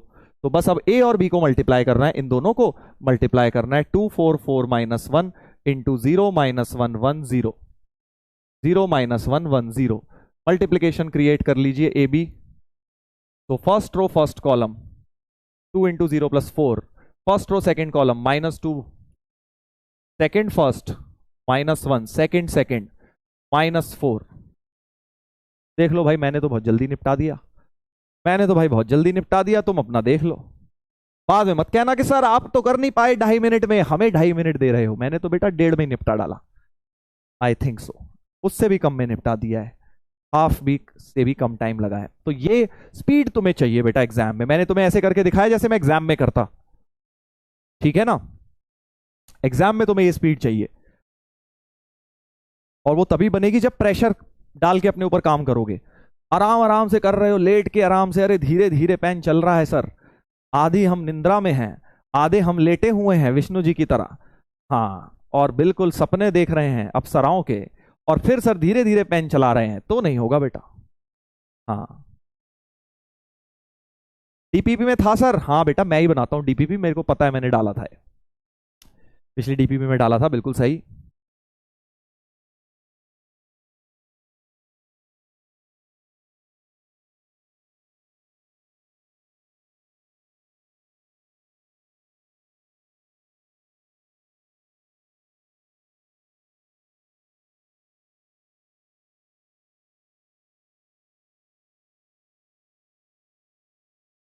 सर स्टॉप पोल कर दो। हाँ यार, वो तो मैं भूल ही गया।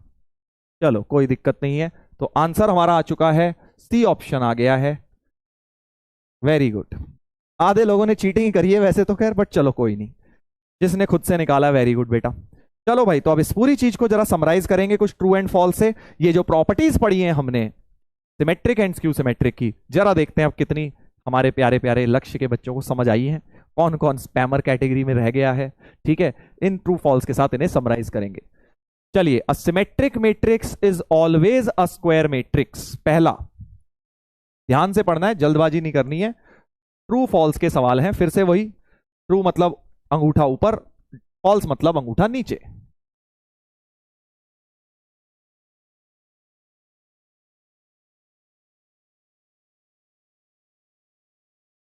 हाँ, जल्दी देखिए। पहला, सिमेट्रिक मैट्रिक्स जो है वो हमेशा एक स्क्वायर मैट्रिक्स होता है। अ symmetric matrix is always a square matrix. क्या ये बात सच है? क्या ये बात सच है? ऐसे ट्रू फॉल्स लाऊंगा मैं हर कॉन्सेप्ट के बाद मैट्रिसेस डिटर्मिनेंट में, क्योंकि थियोरेटिकल पार्ट है ना। थियोरेटिकल पार्ट में अपने को तभी क्लियर होगा। True sir, obviously. हाँ, ऑब्वियस, सारे ऑब्वियस है बेटा, अगर समझ गए तो सारे ऑब्वियस लगेंगे। और अगर कॉन्सेप्ट क्लैरिटी नहीं है तो बड़े कंफ्यूज हो जाओगे। हाँ, ट्रू है, बिल्कुल सही बात, क्योंकि सिमेट्रिक मैट्रिक्स और स्क्यू सिमेट्रिक दोनों स्क्वायर ही होते हैं, नॉन स्क्वायर नहीं होते, क्योंकि डायगोनल की जरूरत पड़ती है। जहां डायगोनल की जरूरत पड़ जाए वो सिमेट्रिक ही होंगे। 82% लोग हमारे बीच समझदार निकले। ट्रू, ए ऑप्शन हो गया true. Square matrix is always either symmetric और स्क्यू सिमेट्रिक। बी ऑप्शन बताइए, बी ऑप्शन बताइए जरा। बी देखते हैं जरा, बी देखते हैं क्या बोलते हैं आप। स्क्वायर मैट्रिक्स जो होता है वो या तो सिमेट्रिक ही होगा या स्क्यू सिमेट्रिक ही होगा। सोच लो दोस्त। सोच लो दोस्त। ये बोल रहा है कि एक जो स्क्वायर मैट्रिक्स है वो या तो सिमेट्रिक ही होगा या स्क्यू सिमेट्रिक ही होगा।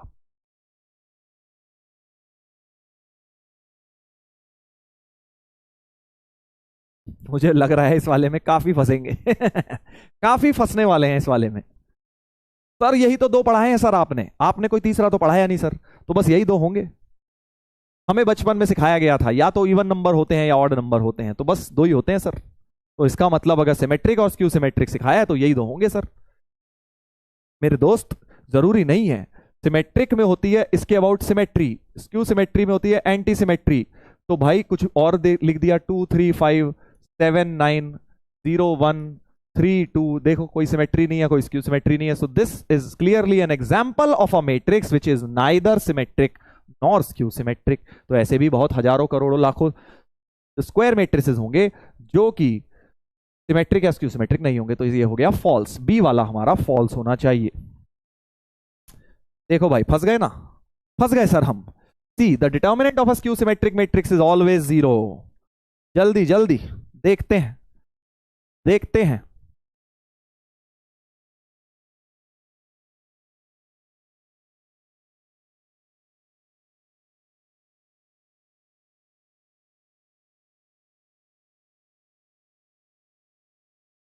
जल्दी बताइए, थर्ड वाला।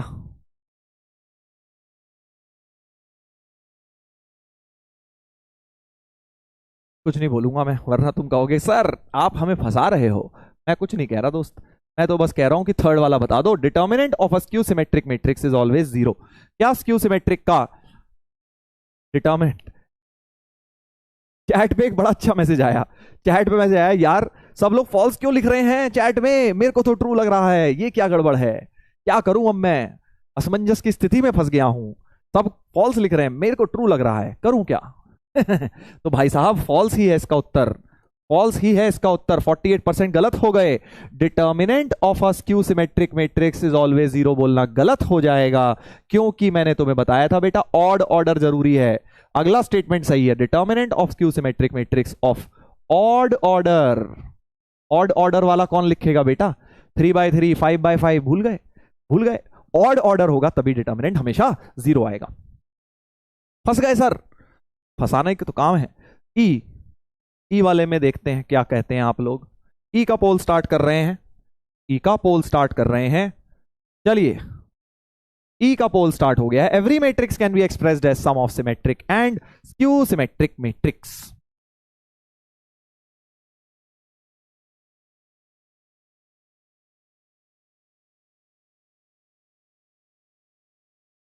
बताइए बताइए बताइए बताइए।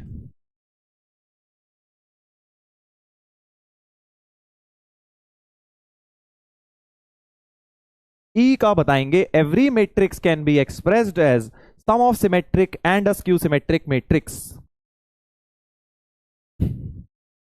अब कुछ लोग क्या सोच रहे हैं, सर हमें ट्रू लग रहा है, बट आपने कुछ ना कुछ लोचेबाजी तो करी होगी तो फॉल्स टिक कर देते हैं सर।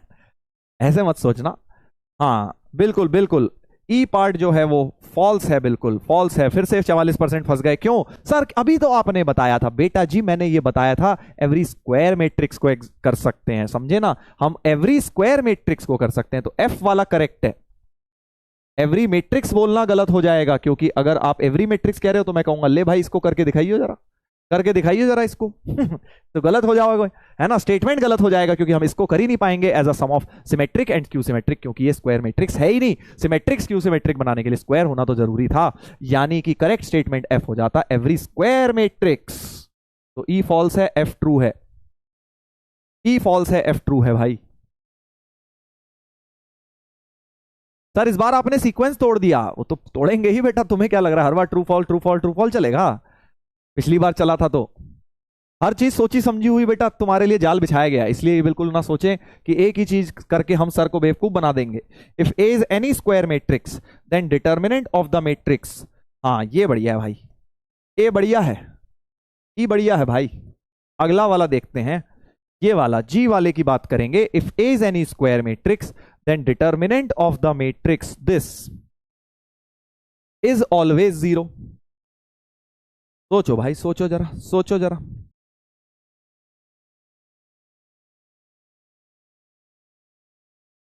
सर हाफ क्वेश्चन के आंसर तो आप ही बता रहे हो। अरे भाई तो यार कमाल ही हो गया, तो आधे के तो बताऊंगा ही ना, जब ये वाला फॉल्स हो गया तो ये ऑटोमेटिकली ट्रू हो गया ना यार। अब इसमें भी पोल चलवाऊं है, ये बता, उसमें भी पोल चलवाऊं ताकि सर मेरा सही हो जाए।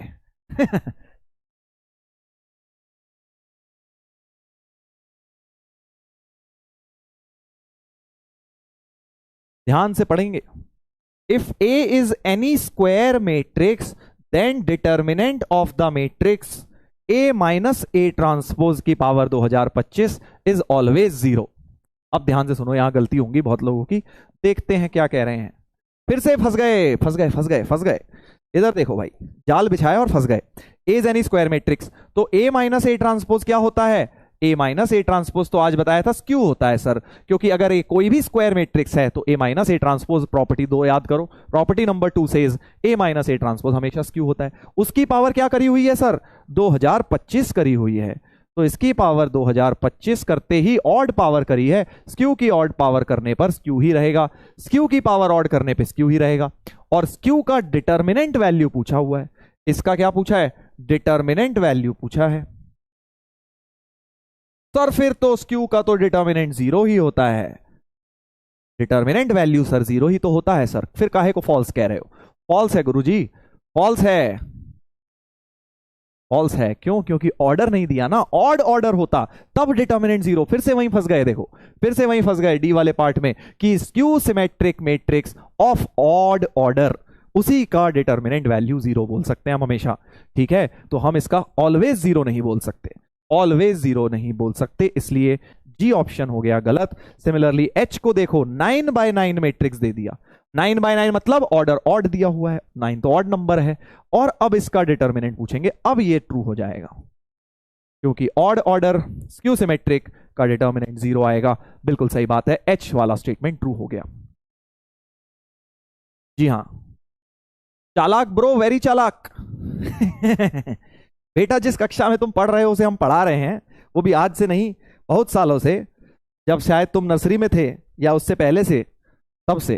तो बेटा चालाकी तो दिखाएंगे ना।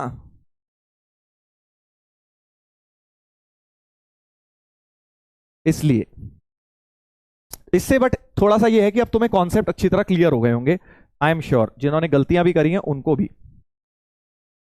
चलो एक बहुत ही प्यारा क्वेश्चन, थोड़ा सा मैंने तुम्हें बताया नहीं है, बट चलो मैं देखता हूं तुम खुद सोच पाते हो या नहीं। अगला ट्रू एंड फॉल्स, 3 बचे हैं लास्ट, 3 बचे हैं लास्ट। जी हाँ, ऑल करेक्ट सर जी, सक्षम कह रहे हैं, देव कह रहे हैं, वेरी गुड, शाबाश। चलो अभी 3 और बचे हैं, इनका भी देखते हैं। If A is symmetric as well as Q symmetric matrix, then A is always a null matrix. ठीक है, ऐसा मैट्रिक्स जो सिमेट्रिक भी है और क्यू सिमेट्रिक भी है, ठीक है, ऐसा मैट्रिक्स जो सिमेट्रिक भी है, सर ये क्या बात हुई सर, क्यू भी है सिमेट्रिक भी है तो डेटा यहां तो जीरो, और ऐसा एलिमेंट जिसमें अल्फा और माइनस अल्फा सेम हो जाए, ऐसा कौन होता है, अल्फा और माइनस अल्फा सेम, क्योंकि सिमेट्री भी चाहिए क्यू भी, तो वो जीरो ही होता है। यानी अगर तुम इन सबको जीरो कर दोगे, यानी एक नल स्क्वायर मैट्रिक्स बना दोगे, तो फिर जो तुम्हारा आएगा ये मैट्रिक्स क्या है, सिमेट्रिक भी है स्क्यू सिमेट्रिक भी है। तो वेरी वेरी इंपॉर्टेंट, इस दुनिया में इस संसार में सिर्फ एक ही ऐसा मैट्रिक्स होता है जो symmetric as well as skew symmetric है, दैट इज नल मैट्रिक्स। ठीक है, तो A is symmetric as well as skew symmetric, then A is always null matrix. बिल्कुल सही है ये बोलना, बिल्कुल सही है ये बोलना, ट्रू है। अब तुम बोलोगे सर नल स्क्वायर मैट्रिक्स होना चाहिए, नल तो है ही ना, स्क्वायर भी होना चाहिए, नल तो है ही ना, तो नल लिखा उसने, नल ठीक है। ठीक है, आगे, the determinant of a symmetric matrix is always non zero. Determinant of a symmetric matrix is always non zero, गलत, डिटर्मिनेंट तो कुछ भी आ सकता है, डिटर्मिनेंट तो कुछ भी आ सकता है, जैसे कि एग्जांपल दिखाता हूं तुम्हें, 2/2 ले लो जिसका जीरो आ जाएगा, दिखाऊं 2 8 4 4, देखो सिमेट्रिक है, और 8 टू द 16 माइनस 16 जीरो आ गया। अगर मैं ये ए ले लूं तो डिटर्मिनेंट ए तो जीरो भी आ रहा है, यानी डिटर्मिनेंट कुछ भी आ सकता है, जीरो भी नॉन जीरो भी। सिमेट्रिक के केस में मैंने कुछ नहीं बोला है, क्यू में बोला है ऑड ऑर्डर में जीरो आएगा, बाकी इसके लिए कुछ भी हो सकता है, बाकियों के लिए कुछ भी हो सकता है। आप देख सकते हैं सिमेट्रिक है और ऑर्डर 2 है और डिटर्मिनेंट जीरो भी आ रहा है, तो ये वाला फॉल्स हो गया, ये वाला फॉल्स हो गया। हाँ, every skew matrix of odd order is also a singular matrix. अब देखो सिंगुलर वैसे आगे आएगा, सिंगुलर मैट्रिक्स वो होता है जिसका डिटर्मिनेंट वैल्यू जीरो हो। ऐसा मैट्रिक्स जिसका डिटर्मिनेंट वैल्यू जीरो हो जाए उसे सिंगुलर मैट्रिक्स बोलते हैं, अभी आगे बताऊंगा वैसे तो। ठीक है, तो सिंगुलर मैट्रिक्स मतलब जिसका डिटर्मिनेंट वैल्यू जीरो होता है, और हाँ क्यू सिमेट्रिक जिसका ऑड ऑर्डर हो, डिटर्मिनेंट वैल्यू तो जीरो होता है, इसलिए ये ट्रू हो जाएगा, इसलिए ये वाला ट्रू हो जाएगा। ठीक है, तो यहां से आपने एक बड़ी इंपॉर्टेंट बात सीखी कि ऐसा मैट्रिक्स जो सिमेट्रिक भी है स्क्यू सिमेट्रिक भी है, वो सिर्फ और सिर्फ नल मैट्रिक्स है। आप देखिए ये स्क्वायर नल मैट्रिक्स जो है ये सिमेट्री भी है, इसमें डायगोनल के अबाउट देखो, डायगोनल के अबाउट सिमेट्री भी है और स्क्यू सिमेट्री भी है, क्योंकि जीरो को -0 लिख दो चलेगा, कोई दिक्कत नहीं है, और डायगोनल एलिमेंट जीरो भी है, तो therefore it is symmetric as well as skew symmetric, दोनों है। समझ गए, यहां तक क्लियर है? कोई दिक्कत परेशानी जल्दी बता दो, अगर कहीं पे कोई दिक्कत परेशानी डाउट्स ले लेता हूं मैं तो पूछ लीजिए, क्योंकि इसके बाद फिर हम एडजॉइंट शुरू करेंगे।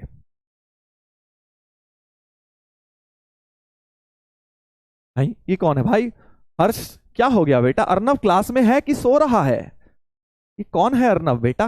यही मीडियम मिला है तुझे इससे बात करने का, फोन मिला के कर ले अपने दोस्त से बात। सर प्रॉपर्टी रटना है क्या? अरे भाई इतनी प्यार से समझाई है, सारी एक एक चीज याद करनी है बिल्कुल समझ के। सर वाई जी क्वेश्चन फॉल्स, क्योंकि इसमें ऑर्डर नहीं दिया है, राइट जी। देखते हैं, A is any square matrix, any square बोल दिया ना, और बोल दिया ऑलवेज, ऑलवेज बोल दिया ना, वो कह रहा है कि कोई भी स्क्वायर मैट्रिक्स है और हमेशा जीरो आएगा ना, हमेशा नहीं आएगा, क्योंकि अगर ऑड ऑर्डर होगा तो ही जीरो आएगा, अगर इवन ऑर्डर हो गया तो नहीं आएगा। ऑलवेज शब्द इंपॉर्टेंट है, ऑलवेज दे दिया इसलिए हम उसे फॉल्स बोल रहे हैं। मे बी बोल देता, मे बी, इज ऑलवेज की जगह लिख देते मे बी, साइड में हल्का सा मे भी कभी भी हो जाए तो हाँ तो ट्रू कर देते, बिल्कुल हो सकता है, हल्की बहुत अंग्रेजी का फर्क है बस। इज ऑलवेज का मतलब हम बिल्कुल 100% कॉन्फिडेंस के साथ कह सकते हैं कि हर बार जीरो आएगा, ऐसा तो नहीं बोल सकते ना। बट मे भी कभी कभी चलता है सर, कभी कभी हम समय बर्बाद कर देते हैं सर, हम हमेशा ही समय बर्बाद कर देते हैं तो गड़बड़ हो गई ना। तो बस वही वाली चीज है, यहां पे भी वही वाली चीज है दोस्त। Sir, in H, if A is not square matrix, then how can we conclude that A minus A transpose is in H कहां गया? For a 9x9, ये क्या लिखा है दोस्त? बहुत अच्छा डाउट है तुम्हारा, बट तुमने शायद ये नहीं पढ़ा। 9 क्रॉस 9, 9 क्रॉस 9 का मतलब स्क्वायर तो हो ही गया ना, स्क्वायर नहीं हो गया भाई? M और N बराबर लिखे हुए ना, तो स्क्वायर तो हो ही गया। If in H A is not square matrix, then how can we? बिल्कुल, अगर लिखा नहीं होता स्क्वायर तो नहीं कह सकते थे, बट स्क्वायर लिखा हुआ है, लिखा हुआ है। Sir difference between singular and null, अबे सिंगुलर का डिटर्मिनेंट वैल्यू जीरो होता है, जैसे कि ये जो एग्जाम्पल मैंने लिखा, ये एक सिंगुलर मैट्रिक्स है। क्यों? क्योंकि इसका डिटर्मिनेंट वैल्यू जीरो आया, और नल में तो सारे ही एलिमेंट जीरो होते हैं। तो a null matrix, a square null matrix is always singular, ये बोलना सही है, क्योंकि इसका डिटर्मिनेंट वैल्यू तो हमेशा ही जीरो आएगा, है ना। बट उल्टा नहीं बोल सकते, जो एक सिंगुलर मैट्रिक्स है जरूरी नहीं है वो नल ही हो। ठीक है। कैलकुलस क्लब कब स्टार्ट होगा? होगा बेटा, एक दिन आएगा सर, लेकिन 2025 तो ऑड नंबर है, आर्यन जी पूछ रहे हैं। अरे तो ऑड है तभी तो बेटा, स्क्यू की पावर ऑड तो स्क्यू ही रहती है ना, स्क्यू की पावर ऑड स्क्यू ही रहती है। सर भी नहीं समझ आया, एक्सप्लेन विद एग्जाम्पल है। अबे अभी तो समझाया था, एग्जाम्पल भी दिखाया था, तो गए थे क्या? ये देखो, ये रहा एग्जाम्पल। एक ऐसा मैट्रिक्स लिख दिया which is neither symmetric nor skew symmetric. तो जरूरी नहीं है एक स्क्वायर मैट्रिक्स या तो सिमेट्रिक होगा या स्क्यू होगा, तीसरा भी नाइदर भी हो सकता है, जैसे ये एग्जाम्पल है। तो इसका क्या है, हो गया है neither, neither symmetric nor skew symmetric. ठीक है दोस्त, तो ये हमने एक ऐसा एग्जाम्पल दे दिया, इसलिए ये बोलना गलत हो जाएगा कि या तो सिमेट्रिक ही होगा या स्क्यू ही होगा, तीसरा भी हो सकता है।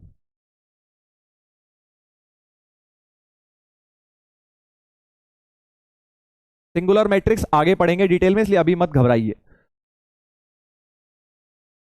हाँ, वाई जी क्वेश्चन फॉल्स, क्योंकि उसमें ऑर्डर नहीं दिया है, राइट।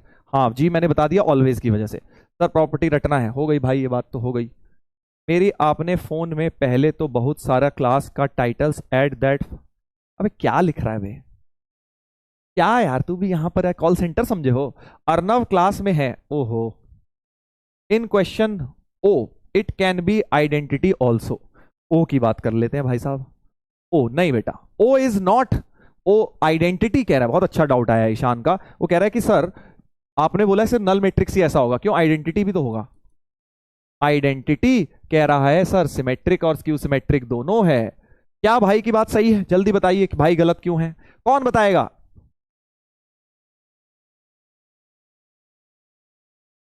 जल्दी बताइए कि भाई साहब गलत क्यों कह रहे हैं, ईशान जी। ईशान भाई गलत क्यों कह रहे हैं हमारे कि आइडेंटिटी मैट्रिक्स भी तो सर सारे जीरो जीरो हैं sir. Sir zero minus zero तो यहां भी है, फिर दिक्कत क्या हो रही है आपको?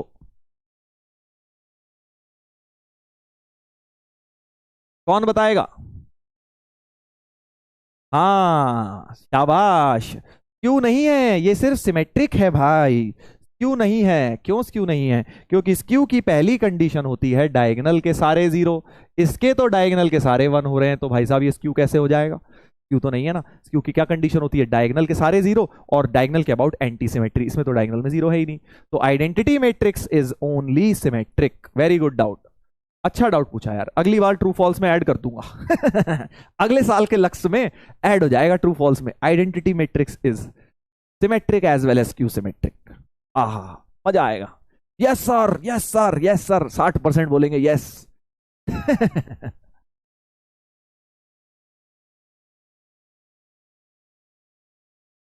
बिल्कुल बिल्कुल, स्क्यू में डायगोनल जीरो होते हैं। और कोई अच्छा डाउट कोई निकल के आ जाए तो देख लेते हैं। चलो भाई, आज तो कॉमेडी सेक्शन खोलने का फायदा हो गया। हाँ सर, डिटर्मिनेंट में तो स्क्वायर मैट्रिसेस होती हैं, तो हर मैट्रिक्स कैसे सिंगुलर हो सकती है? मैंने कब बोला हर मैट्रिक्स सिंगुलर है यार? जिसका डिटर्मिनेंट जीरो आएगा सिर्फ वही मैट्रिक्स आपका सिंगुलर होगा। अभी आगे पढ़ेंगे ना, सिंगुलर के पीछे पड़ गए तुम। सिंगुलर मैट्रिक्स छोड़ दो, अभी आगे आएगा, गलती से आ गया यहाँ क्वेश्चन। आईटीएफ के लिए उतना इंपॉर्टेंट है? हाँ उतना पढ़ लो, बहुत है। सर ओ वाला फिर से एक्सप्लेन कर दीजिए। कर दिया बेटा, कर दिया, अभी कर दिया। सर अगर नॉन सिमेट्री में ए माइनस ए ट्रांसपोज की पावर 2025 होगा तो ए माइनस ए ट्रांसपोज हमेशा स्क्यू सिमेट्री ही होती है, जैसा मर्जी ए हो। ए माइनस ए ट्रांसपोज हमेशा स्क्यू होता है। ए जैसा मर्जी स्क्वायर मैट्रिक्स हो, प्रॉपर्टी 2 देखो, और उसकी पावर ऑड है तो वो स्क्यू ही रहेगा। ठीक है। Happy birthday to all of you हैं। ई का हुआ भाई? आज ही के दिन हमारी धरती का जन्म हुआ था क्या बेटा, जो तू सबको हैप्पी बर्थडे कर रहा है, कर रही है? हम्म। सर कोई मैट्रिक्स का ट्रांसपोज लेने से डिटर्मिनेंट वैल्यू नहीं बदलती, तो A minus A transpose equal to zero, then power of 2025 करने पर तो। अबे महान इंसान, ओ भाई साहब, वो कह रहा है, ओ सर इसको बेटा डिटर्मिनेंट अलग अलग थोड़ी कर सकते हैं, इसको ऐसे थोड़ी ना लिख सकते हो आप। Determinant of A minus B को you cannot write determinant A minus determinant B. आप शायद ऐसे लिख के कह रहे हो और ये दोनों तो इक्वल हैं, खट खट खट गए। ऐसे नहीं लिख सकते, माइनस में डिटर्मिनेंट को ब्रेक नहीं कर सकते, सिर्फ प्रोडक्ट में कर सकते हैं। डिटर्मिनेंट ऑफ ए बी को मैंने बताया था, बस determinant A into determinant B लिख सकते हैं। बहुत अच्छा डाउट है ये भी, गुड। उसको लग रहा है कि सर अलग अलग डिटर्मिनेंट कर लिया, बट नहीं कर सकता ना अलग अलग, और ये दोनों इक्वल होते हैं, कह रहा जीरो आना चाहिए हमेशा, नहीं आएगा।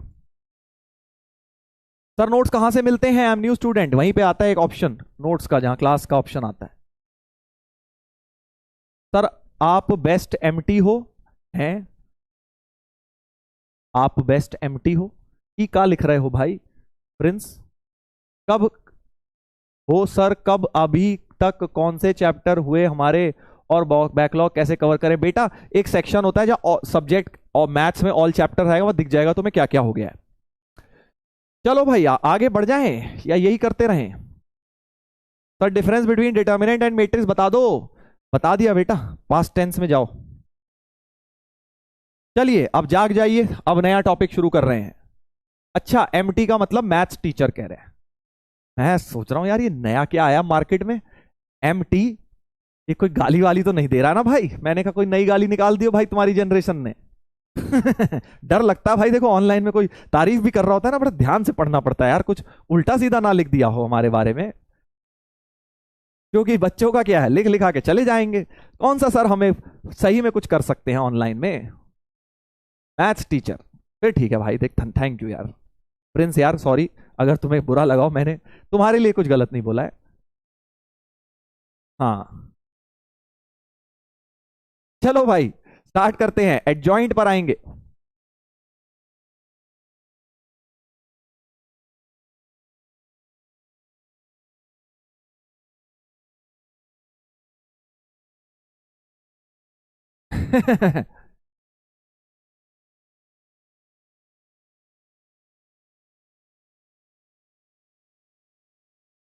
आज मजा आ रहा है सर? हाँ बेटा, हफ्ते में एक दिन तो मजा करा ही सकते हैं तुम्हें। डेली सीरियस पढ़ना है, मैंने बोला था 12th में आके ज्यादा सीरियस हो जाएंगे, बट इसका ये मतलब भी नहीं यार कभी कभी मजाक नहीं कर सकते। हम्म। Sir we love you, we will never do such thing. हाँ बेटा अच्छी बात है, थैंक यू, बहुत बहुत धन्यवाद आपका। बट कुछ बच्चे होते हैं, तुम्हें पता है ना, सोसाइटी में ऐसे पदार्थ भी होते हैं जो टीचर्स की रिस्पेक्ट नहीं करते, जो उन्हें ज्ञान दे रहा है उसको भी गालियां देते हैं। बताओ, मतलब मैं तो सोचता हूँ कभी कभी कितने गिर सकते हैं लोग। मतलब कोई आके भाई तुम्हारे घर की भैंस चुरा गया क्या, जो भाई तुम उसे गालियां दे रहे हो? चुपचाप बैठ के कोई ऑनलाइन तुम्हें पढ़ाने की कोशिश कर रहा है, अगर तुम्हें उसकी शक्ल नहीं पसंद आ रही तो भाई बंद कर दे ऐप, गाली काहे दे रहा है टीचर को? बस ऐसे होते हैं बट महान लोग। चलो भाई स्टार्ट करेंगे, अब पढ़ाई पे वापस आएंगे। Adjoint of a matrix, adjoint of a matrix. तुम सब तो बहुत प्यारे हो यार, तुम में से बहुत सारे बच्चे जो 11th में भी मुझसे पढ़े, I really love you all, because बेटा तुम लोग के साथ एक अलग बॉन्डिंग बनी है। पहली बार ऑनलाइन में मैंने क्लास ली लाइव में, और तुम लोग मेरा पहला बैच थे, और बहुत अच्छा तुम लोगों ने प्यार दिया मुझे, तो मुझे बहुत ज्यादा एक तरह से ये कह लो कि एक बॉन्डिंग है तुम लोगों के साथ। तो मुझे पता है तुम ऐसा कभी करोगे नहीं, बट फिर भी यार पढ़ते पढ़ते डर लगता है, you never know.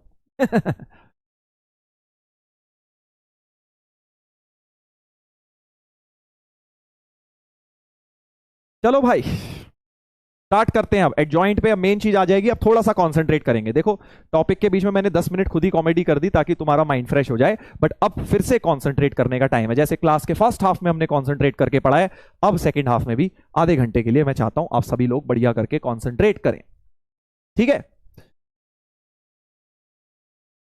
Love you sir, love you too बेटा, बहुत बहुत प्यार आपको भी मेरी तरफ से, बहुत ढेर सारा प्यार यार तुम सबको, और मेरी खूब सारी बेस्ट विशेष तुम सबके साथ, आशीर्वाद मेरा तुम सबके साथ।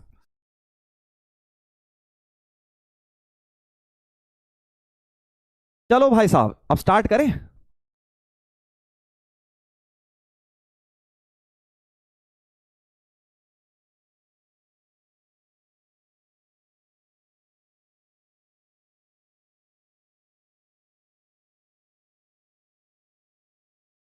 चलो बेटा स्टार्ट करते हैं। हाँ एडजॉइंट क्या होता है? पहली बात तो एडजॉइंट भी एक स्क्वायर मैट्रिक्स का होता है। Adjoint A I J, let A I J be a square matrix, तो देख लो एक स्क्वायर का ही एडजॉइंट है। क्यों सर? अभी देख लेंगे। ऑफ ऑर्डर एन, तो सी आई जे उसके को फैक्टर्स हैं, मतलब हर एक एलिमेंट के कोफैक्टर याद करो, डिटर्मिनेंट में निकाले थे, हर एक एलिमेंट के कोफैक्टर याद आ रहे हैं। डिटर्मिनेंट का पहला lecture, first lecture of determinant में मैंने आपको सिखाया था हर एलिमेंट का कोफैक्टर कैसे निकालते हैं, याद आ गया होगा। तो अगर मैं हर एक एलिमेंट का कोफैक्टर निकाल दूं और फिर मैं उसका ट्रांसपोज ले लूं, तो adjoint A is defined as transpose of cofactor matrix. Transpose of cofactor matrix sir मतलब क्या है? सर नहीं समझा मैं, अभी समझाओगे, सामने देखो।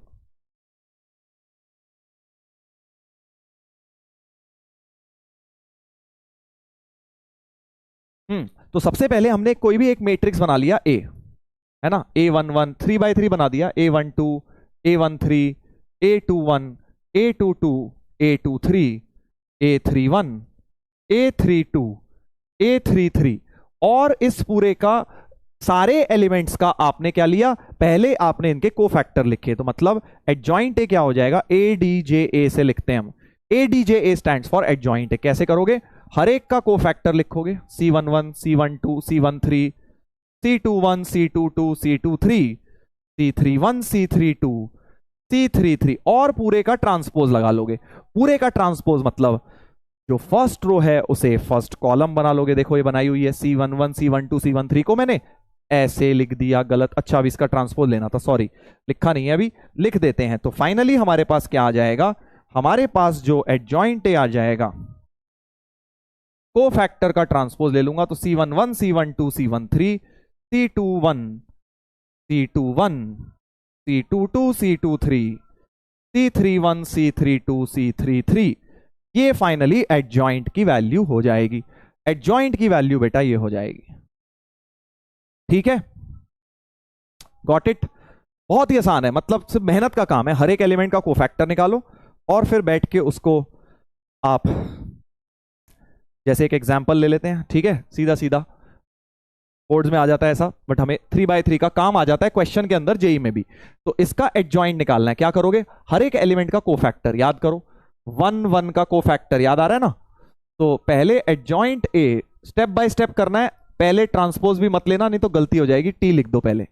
पहले इसका कोफैक्टर, कोफैक्टर कैसे निकलता था, इसका रो और कॉलम उड़ाओ, तो 3 2 6 6 माइनस 3 यानी कि 3 हो जाएगा, इसका कोफैक्टर 3 हो जाएगा। जल्दबाजी नहीं करनी है, ठीक है, एक एक करके केयरफुली। और 1 1 है तो +3 ही रहेगा, क्योंकि 1 1 इवन होता है, 1 + 1 इवन, याद करो। माइनर निकालने के बाद कोफैक्टर में भी ध्यान रखना है। अगला अगला दोस्त, इसको और इसको हटाएंगे अब, तो 3 माइनस माइनस 3 + 6 9 हो गया, बट -9 लिखूंगा। -9 क्यों लिख दिया, 9 को -9 लिख दिया बेटा, क्यों, क्योंकि सर हमें 1 2 एलिमेंट है, 1 + 2 ऑड होता है, तो एक माइनस अपनी तरफ से लगाना होता है, जैसे जे कैप में लगाते हैं।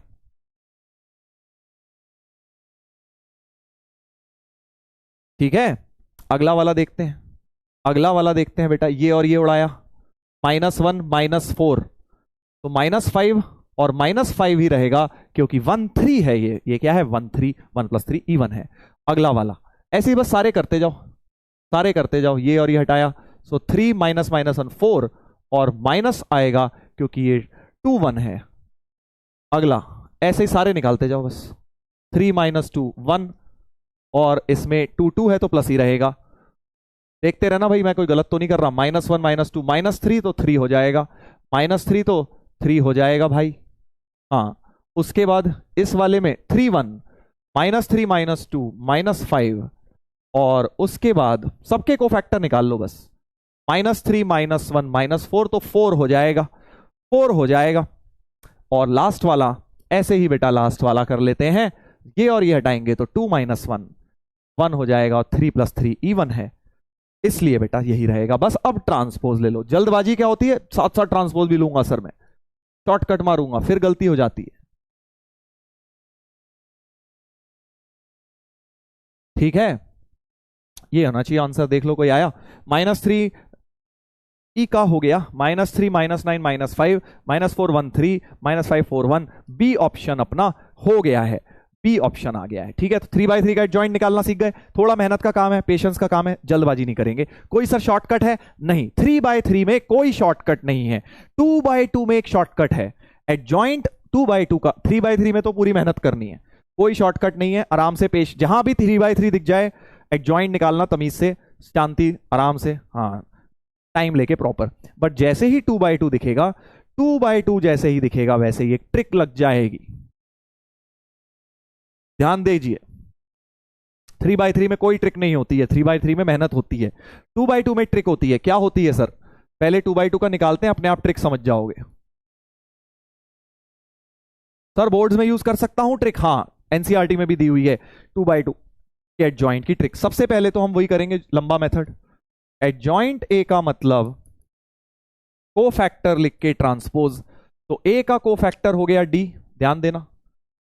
बी का कोफैक्टर हो गया सी माइनस के साथ, और सी का हो गया माइनस बी, और डी का हो गया ए, और इन सब का ट्रांसपोज कर दूंगा तो ऐसा आ गया। तो एडजॉइंट ए ये आ गया है दोस्तों।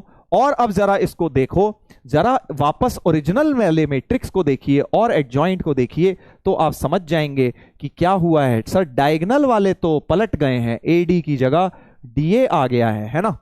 डायगोनल वाले तो पलट गए हैं, और नॉन डायगोनल जो बीसी थे उसका बस साइन चेंज हो गया है, माइनस बी माइनस सी आ गया है। ठीक है, तो कैसे याद रखोगे कि ट्रिक क्या है कि डायगोनल एलिमेंट्स को तो आप इंटरचेंज कर दो, और नॉन डायगोनल एलिमेंट्स का साइन चेंज कर दो, बस।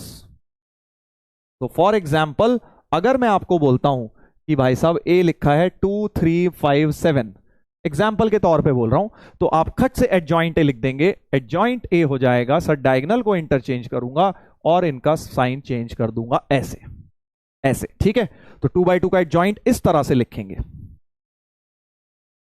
स्कूल में पढ़ाया था सर? हाँ अच्छी बात है, बताया है तो बहुत अच्छी बात है। बोर्ड्स में भी आप 2/2 में ट्रिक लगा सकते हैं। सर 3/3 में भी तो कुछ होगी नहीं है, 3/3 में कोई ट्रिक नहीं है। तो 2 7 को देखो इंटरचेंज कर दिया, 7 2, और इनमें साइन चेंज कर दिया, बस दैट्स इट। देखो अब जेई आजकल कितना ज्यादा प्यारा हो गया है। आजकल तो नहीं, चलो पुराना सवाल है कि भाई उसने सीधा सीधा यही पूछ लिया एक साल मेंस में। क्या पूछा? ए दे दिया और एडजॉइंट ऑफ 3a² + 12a पूछ लिया। कर लोगे? कितना आसान है देखो। पहले तुम a² निकाल लोगे, a को a से मल्टीप्लाई करके a² निकाल लेना, फिर 3a² निकाल लेना, फिर 12a निकाल लेना, फिर इन दोनों को जोड़ लेना, और जो आएगा उसमें ट्रिक लगा के एडजॉइंट निकाल लेना उसका।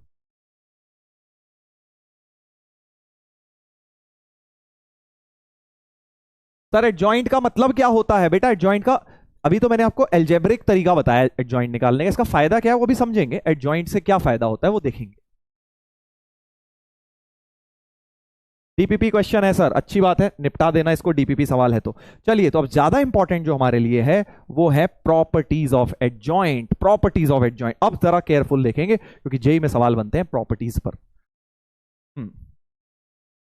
ध्यान दीजिए, अब आएगा क्वेश्चंस आएंगे, अब क्वेश्चंस आने वाले हैं। तो प्रॉपर्टी नंबर 1 जो कि एनसीईआरटी में भी दी गई है, ठीक है, वो क्या है कि अगर मैं ए को एडजॉइंट से मल्टीप्लाई करूं, ए को अपने ही एडजॉइंट से मल्टीप्लाई करूं, या एडजॉइंट को अपने ही ए से करूं, भाई ए बी और बी ए वैसे तो अलग होते हैं, बट एडजॉइंट के केस में वो बोल रहे हैं A into adjoint A same होगा एडजॉइंट ए इंटू ए, और वो होगा determinant A into I N. I N मतलब आइडेंटिटी, जो भी ऑर्डर एन होगा, जो भी एन ऑर्डर होगा, अगर 2/2 है तो i2 बन जाएगा, 3/3 है तो i3 बन जाएगा, right. So A adjoint A is adjoint A into A is determinant A times identity.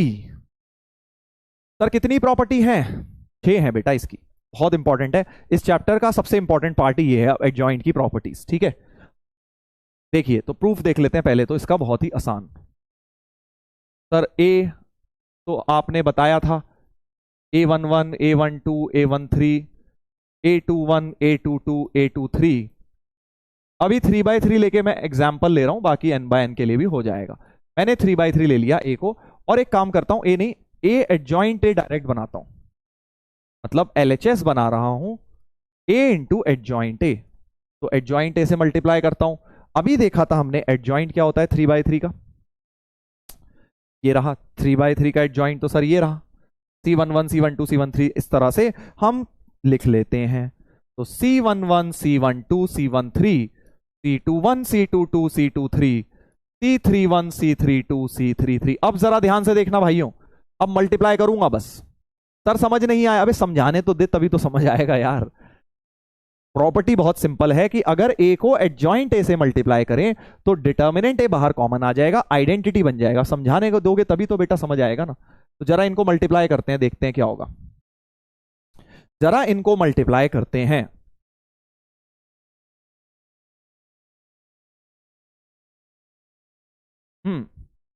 इधर देखिए, तो this matrix first row first column multiply होंगे। अब ध्यान से जरा ओरली सोचो कि फर्स्ट रो फर्स्ट कॉलम जब मल्टीप्लाई होंगे तो क्या होगा, A11 C11 A12 C12 plus A13 C13 अपने ही एलिमेंट्स अपने ही कोफैक्टर से मल्टीप्लाई हो रहे होंगे। सर अपने क्यों होंगे, क्योंकि हमने ट्रांसपोज लिया हुआ है, याद करो। तो एक्चुअली ये पहले रो के ही कोफैक्टर थे जो पहला कॉलम बन गया है। तो अपने ही एलिमेंट्स अपने ही कोफैक्टर से मल्टीप्लाई होते हैं। तो क्या होता था डिटर्मिनेंट्स में, याद करो, if the elements of any row are multiplied with their corresponding cofactor, तो डिटर्मिनेंट ए क्रिएट हो जाता है। डिटर्मिनेंट की वैल्यू यही तो होती थी, A11 C11 A12 C12 A13 C13। याद आया, डिटर्मिनेंट की वैल्यू अपने ही एलिमेंट्स को अपने ही कोफैक्टर मल्टीप्लाई करने से मिल जाती है। डिटर्मिनेंट्स के फर्स्ट लेक्चर में बताया था। फर्स्ट रो फर्स्ट कॉलम करके ही आ जाएगा। फर्स्ट रो सेकंड कॉलम करें तो फर्स्ट रो के एलिमेंट्स और सेकंड कॉलम, लग रहा है तुम्हें कॉलम, बट एक्चुअली ये सेकंड रो था। अगर याद करो ट्रांसपोज करने से पहले ये सेकंड रो था। तो फर्स्ट रो के एलिमेंट्स सेकंड रो के कोफैक्टर से मल्टीप्लाई होते हैं तो जीरो मिलता है। याद करो मैंने तुम्हें बताया था कि अपने ही से मल्टीप्लाई हो जाए तो डिटर्मिनेंट आ जाता है, बट फर्स्ट रो के एलिमेंट सेकंड के कोफैक्टर, फर्स्ट रो के एलिमेंट थर्ड रो के कोफैक्टर, इन सबसे वैल्यू जीरो मिलती है। तो ये वाली वैल्यू जीरो हो जाएगी, ये वाली वैल्यू जीरो हो जाएगी। याद आया, first lecture of determinants. Similarly first row third column, देखने में कॉलम है थर्ड, बट एक्चुअली वो रो थर्ड के कोफैक्टर्स हैं क्योंकि हम ट्रांसपोज ले चुके हैं एडजॉइंट में। तो ये फर्स्ट थर्ड में फिर से जीरो आ जाएगा। सिमिलरली अब तुम कहानी समझ गए, सेकंड फर्स्ट में फिर जीरो। सेकंड जब सेकंड से होगा तब डिटर्मिनेंट ए, सेकंड थर्ड से होगा फिर जीरो, थर्ड फर्स्ट से होगा जीरो, थर्ड सेकंड से होगा जीरो, थर्ड थर्ड में फिर से डिटर्मिनेंट ए। आया ना मजा? मजा आया कि नहीं आया? जिनको याद है उनको मजा आएगा, जिनको कुछ याद ही नहीं है वो कैसे इनको एंजॉय नहीं कर पाएंगे। और अब एक डिटर्मिनेंट ए बाहर आ जाएगा क्योंकि पूरा मैट्रिक्स है, पूरे में से एक बार आएगा। मैट्रिक्स है ना, पूरा बाहर मैट्रिक्स है, एक ही बार कॉमन आएगा, अंदर 1 0 0 0 1 0 0 0 1, और ये आइडेंटिटी बन गया। सो डिटर्मिनेंट ए टाइम्स I3 बन गया यहां पे। इन जनरल IN बन जाता, इन जनरल IN बन जाता। ठीक है, तो प्रूव हो गया है कि ए एडजॉइंट ए लिया है मैंने, determinant A times I prove कर दिया। आप एडजॉइंट ए इंटू ए पहले एडजॉइंट लिख लेते फिर ए तो कोई भी फर्क नहीं पड़ता, प्रूफ सेम ही रहता। मैंने पहले क्या किया था, पहले मैट्रिक्स लिखा फिर एडजॉइंट, आप पहले एडजॉइंट फिर ए लिख लेते तब भी सेम ही आएगा। तो ये कम्यूटेटिव होते हैं, A and adjoint A R commutative, क्योंकि ए एडजॉइंट ए और एडजॉइंट ए इंटू ए दोनों का प्रोडक्ट सेम आ जाता है। Very very important property. इसी प्रॉपर्टी के ऊपर सारा का सारा आगे की प्रॉपर्टीज बेस्ड है। ये एनसीईआरटी में भी दी गई है, फर्स्ट एंड सेकंड दो दी हुई है एनसीईआरटी में, राइट? दोनों देखेंगे अभी। हाँ, तो किसी ने पूछा सर I3 क्यों? अबे 3/3 लिया ना मैंने, ये मैं 4/4 ले लेता I4 आ जाता। तो इन जनरल IN लिख लो ना यहां पे, क्योंकि अगर N/N होगा तो IN बेटा आ जाता। देख लीजिए प्रूफ, देख लीजिए भाई प्रूफ, क्लियर है? ठीक है ना? चलिए आगे बढ़ते हैं बेटा। फर्स्ट प्रॉपर्टी डन, अभी इसका काम देखेंगे क्या आएगा। चलो पहले देख ही लेते हैं। हाँ, फर्स्ट प्रॉपर्टी में कह रहे हैं, पहले बिल्कुल एनसीईआरटी का सवाल है, एनसीईआरटी का ये सवाल देख लेते हैं। एक ए वेरीफाई करना है, A adjoint A into A into equal to determinant A into identity in the following matrix. तो ये एक मैट्रिक्स है ए, मैं एक के लिए कर रहा हूं, आप उसके लिए होमवर्क में कर लेना। तो तो एडजॉइंट ए क्या हो जाएगा, 2/2 में तो ट्रिक से निकल आएगा सर, डायगोनल को इंटरचेंज, इनका साइन चेंज, ये हो गया ए और एडजॉइंट ए। ठीक है, और प्रॉपर्टी क्या कहती है, इन दोनों को मल्टीप्लाई करके प्रूव करो, इन दोनों को मल्टीप्लाई करके वेरीफाई करो। तो मल्टीप्लाई करते हैं, बस ऐसे ही बोर्ड्स में करना है तुम्हें, इन दोनों को मल्टीप्लाई करके देखते हैं क्या आ रहा है। First row first column -12 + 12, first row first column है ना, फर्स्ट रो सेकंड कॉलम। अच्छा, ई का होगी गवाह, कोई बात नहीं, -6 + 6 0, सेकेंड फर्स्ट +24 - 24, और सेकेंड -12 + 12 0। तो आप देख पा रहे हैं एक्चुअली ये तो 0 0 0 0 ही बन गया, ये तो नल मैट्रिक्स बन गया sir. A into adjoint A null matrix बन गया, ए इंटू एडजॉइंट ए क्या बन गया, नल मैट्रिक्स बन गया। सर आपने तो कुछ और ही बोला था, आपने तो बोला था कि डिटर्मिनेंट ए इंटू आइडेंटिटी आएगा, इसका मतलब डिटर्मिनेंट ए 0 हो रहा है यहां पे, इसका मतलब डिटर्मिनेंट ए ही 0 हो रहा होगा, चेक करके देख लो।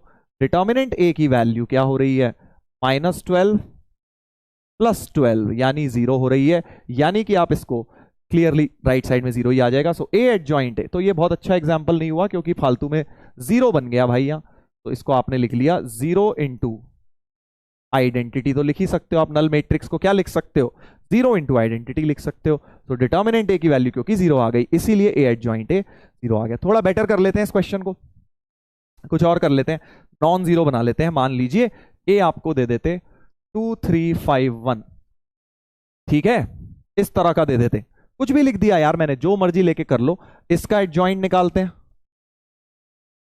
इसका एडजॉइंट 1 2 -3 -5, और जरा ए एडजॉइंट ए को मल्टीप्लाई करो, तो 2 3 5 1 1 -3 -5 2, और अब जरा मल्टीप्लाई करते हैं, सो 2 -15 -6 + 6 5 -5 -15 + 2, तो हमारे पास आ गया -13 0 0 -13 -13 बाहर, अंदर 1 0 0 1। और अब देखो डिटर्मिनेंट ए -13 ही आ रहा होगा, 2 × 1 -15, तो -13 को आप डिटर्मिनेंट ए लिख सकते हो। तो डिटर्मिनेंट ए टाइम्स आइडेंटिटी आरएचएस के द्वारा वेरीफाई हो गया, वेरीफाइड हो गया, ठीक है। तो इस तरह से मैंने किसी भी 2/2 के लिए ये प्रॉपर्टी वेरीफाई कर दी। आप किसी भी 3/3 के लिए कर लेना, किसी भी 3/3 के लिए कर लेना, ये होमवर्क में कर लेना बिल्कुल ऐसे ही। 3/3 में क्या करोगे, पहले ए लिखोगे, फिर इसका एडजॉइंट ए निकालोगे, फिर ए एडजॉइंट ए को मल्टीप्लाई करके प्रूव करोगे, डिटर्मिनेंट ए टाइम्स आइडेंटिटी हो जाएगा, ठीक है। चलिए अगली प्रॉपर्टी देखते हैं, प्रॉपर्टी 2 पे आते हैं। ये तो बोर्ड लेवल का क्वेश्चन एक करा दिया है मैंने। Property 2 is very very interesting कि determinant of adjoint A, determinant of adjoint A, sir इसका यूज कहां होगा, अरे रुक जा मेरे दोस्त, अभी सब यूज करा दूंगा, पहले समझ तो लो, थोड़ा समय तो लो। प्रॉपर्टी 2 कहती है A is non singular matrix of order n, then determinant of adjoint A, अभी तक मैं किसकी बात कर रहा था, अभी तक मैंने बात करी थी ए और एडजॉइंट ए का प्रोडक्ट, ए और एडजॉइंट ए का प्रोडक्ट। और एडजॉइंट ए क्या था, एक मैट्रिक्स था। एडजॉइंट ए क्या बनाया, एक मैट्रिक्स ही तो बनाया, ये वाला। अब मैं कह रहा हूं इस मैट्रिक्स का जो डिटर्मिनेंट होगा, एडजॉइंट का जो डिटर्मिनेंट होगा, एडजॉइंट का जो डिटर्मिनेंट होगा, वो डिटर्मिनेंट ए की पावर n-1 होगा। n क्या है, ऑर्डर, ऑर्डर है n। तो एडजॉइंट, सो फॉर एग्जांपल अगर एक 3/3 है, तो एडजॉइंट का जो डिटर्मिनेंट आएगा वो डिटर्मिनेंट ए की पावर n की जगह 3 डाल दो, 3-1, यानी डिटर्मिनेंट ए का होल स्क्वायर हो जाएगा, डिटर्मिनेंट ए का होल स्क्वायर हो जाएगा। कैसे, ये कैसे हो गया, अभी बता रहा हूं अभी, ठीक है। 4/4 होता तो डिटर्मिनेंट ए की होल क्यूब हो जाती, 2/2 होता तो 2-1 डिटर्मिनेंट ए ही रहता। सो 2/2 के लिए क्या हो जाता, determinant of adjoint A, determinant A की पावर 2-1, यानी डिटर्मिनेंट ए ही रहता। तो 2/2 में तुम देखोगे कि एडजॉइंट का भी डिटर्मिनेंट निकाल लो, देखो ये रहा ना एडजॉइंट, इसका डिटर्मिनेंट वैल्यू निकालो, वो भी -13 ही आ रही होगी, चेक कर लो, 2 × 1 -15 सेम आ रही है, -13, क्योंकि 2/2 के लिए डिटर्मिनेंट ऑफ एडजॉइंट डिटर्मिनेंट ए ही होता है। डिटर्मिनेंट एडजॉइंट का ले लो या डिटर्मिनेंट का सेम हो, बट 3/3 में determinant of adjoint A determinant A whole square होता है। कैसे सर? अभी देखते हैं, बताते हैं, प्रूफ बता रहे हैं। तो मतलब ये है इसका कि जैसे मान लो अभी 3/3 में एक निकाला था ना हमने, ये निकाला था, ये आया था 3/3 का एडजॉइंट, इसका डिटर्मिनेंट निकालोगे अगर और इसका डिटर्मिनेंट निकालोगे तो इसका डिटर्मिनेंट इक्वल टू इसका होल स्क्वायर आएगा। ये अगर x है तो ये x स्क्वायर आएगा इसका डिटर्मिनेंट वैल्यू। ये मतलब है बेटा कि determinant of adjoint A is determinant A की पावर n-1। सर ऐसा कैसे हो गया? चलो अब आ जाते हैं प्रूफ पर। प्रूफ फर्स्ट प्रॉपर्टी से स्टार्ट करेंगे। ये ले लिया, ठीक है। कंसीडर, प्रूफ इंपॉर्टेंट है, बिल्कुल इंपॉर्टेंट है, बहुत ज्यादा इंपॉर्टेंट है। Sir what if order is 3x2? 3x2 नहीं हो सकता। ऑर्डर जो एडजॉइंट है सिर्फ स्क्वायर का होता है। हाँ हमने ये बात भी नहीं करी, एडजॉइंट स्क्वायर का ही क्यों होता है? एडजॉइंट के लिए स्क्वायर होना जरूरी क्यों है, कौन बताएगा? मैंने बोला ना एडजॉइंट हमेशा स्क्वायर मैट्रिक्स का ही निकलता है। Why does A need to be a square matrix? Adjoint निकालने के लिए ए को स्क्वायर होना जरूरी क्यों है?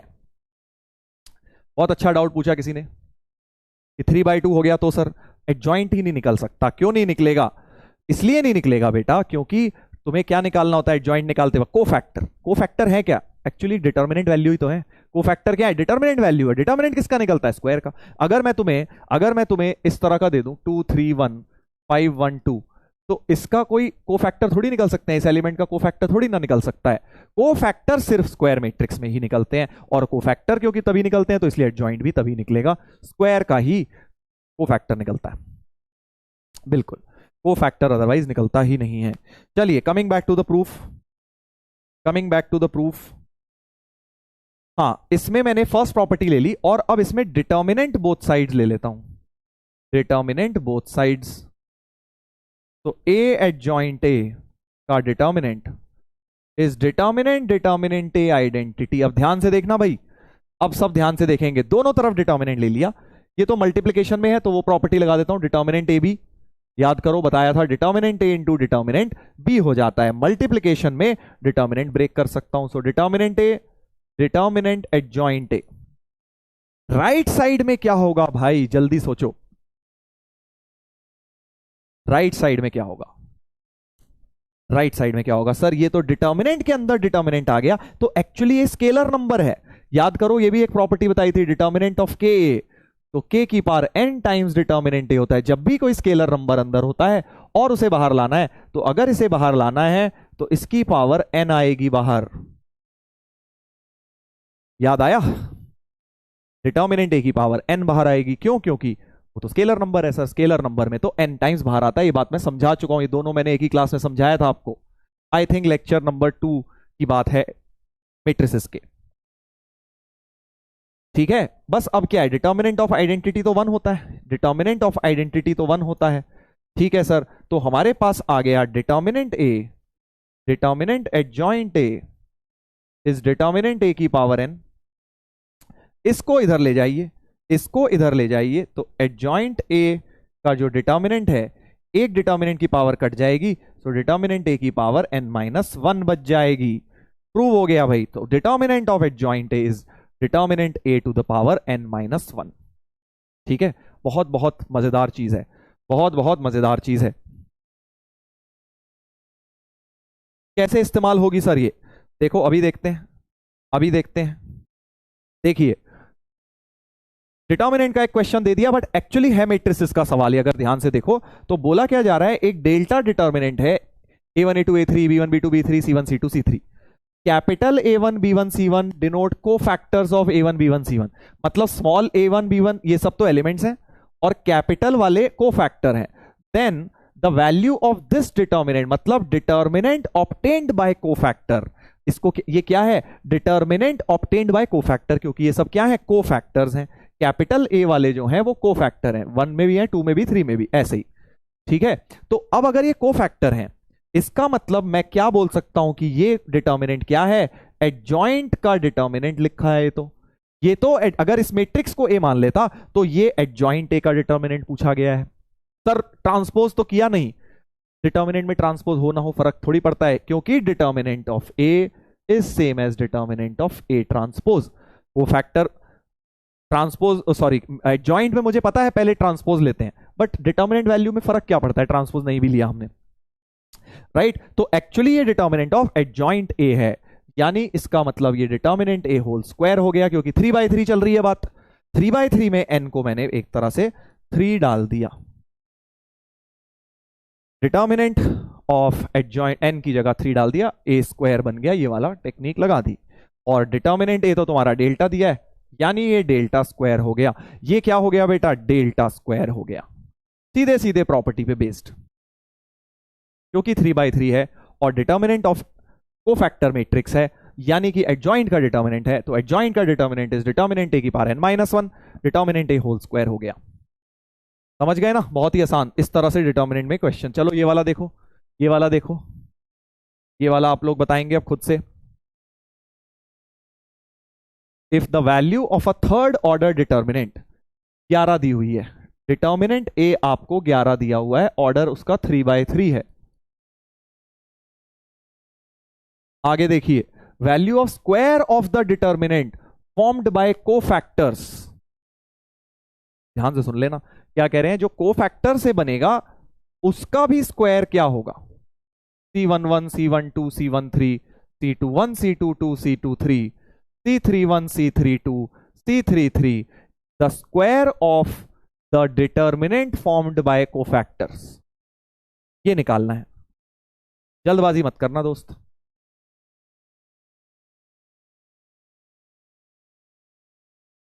करेक्ट, तो कोफैक्टर से जो डिटर्मिनेंट बनता है वो तो एडजॉइंट होता है, तो एडजॉइंट ए का भी होल स्क्वायर निकालना है आपको, एडजॉइंट का भी होल स्क्वायर निकालना है, क्योंकि स्क्वायर ऑफ पूछा है, स्क्वायर ऑफ पूछा है ना।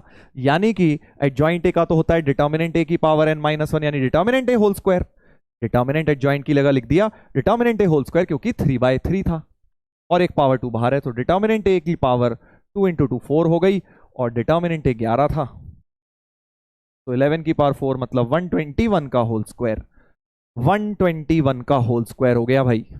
ठीक है, 121 लिख दिया होगा बहुत लोगों ने, बट 121 का होल स्क्वायर होगा। क्यों, क्योंकि उसने स्क्वायर ऑफ, वहां पे भी स्क्वायर लगा दिया था, square of determinant formed by cofactors. तो आंसर हो जाएगा भाई साहब डी, डी ऑप्शन इसका सही उत्तर होना चाहिए। फंस गए ना, देखो लैंग्वेज रीडिंग में फंस जाते हो काफी लोग, तो पता है एक होता है मैथ्स आना, एक होता है उसको समझना, क्वेश्चन को तो रीड कर पाना। कई लोग इसी में गलती कर जाते हैं, क्वेश्चन ही नहीं ढंग से पढ़ रहे। तो बेटा ढंग से क्वेश्चन पढ़ना तो शुरू करो, ये हैबिट बड़ी खतरनाक है, क्योंकि अभी नहीं सुधारी तो जेईई के एग्जाम में बड़ी प्रॉब्लम होगी। हमें आधा अधूरा क्वेश्चन पढ़ के सॉल्व करने की आदत अगर लग गई तो फिर जितना भी सीख के चले जाओ वहां जाके उल्टा सीधा ही करके आओगे। इसलिए बेस्ट है प्रॉपर समय लिया करो, क्वेश्चन रीड करने में कंजूसी नहीं करनी है, प्रॉपर वहां मत टाइम वेस्ट, ये मत सोचो वहां टाइम वेस्ट हो रहा है, वो तो मेन टाइम यूज हो रहा है। ठीक है, बाकी चीजों में टाइम बचाओ, कैलकुलेशन स्पीड फास्ट करो, बट क्वेश्चन रीडिंग को प्रॉपर टाइम दीजिए। चलिए, तो अब इसके बाद थोड़ी प्रॉपर्टी वगैरह बची हैं, मैं चाह रहा हूं कि ये आपको अच्छी तरह से समझाई जाए, तो कल इसको करेंगे, आज का समय ज़्यादा नहीं रह गया है। तो थोड़ी बहुत डीपीपी में आज मैंने क्वेश्चंस डाले हैं, बाकी आप लोग उसको करिएगा, ट्राई करिएगा, बाकी कुछ क्वेश्चन तो अभी नहीं कर पाओगे। तो डीपीपी 4 मैंने वैसे बना दी है आप लोगों के लिए, ठीक है।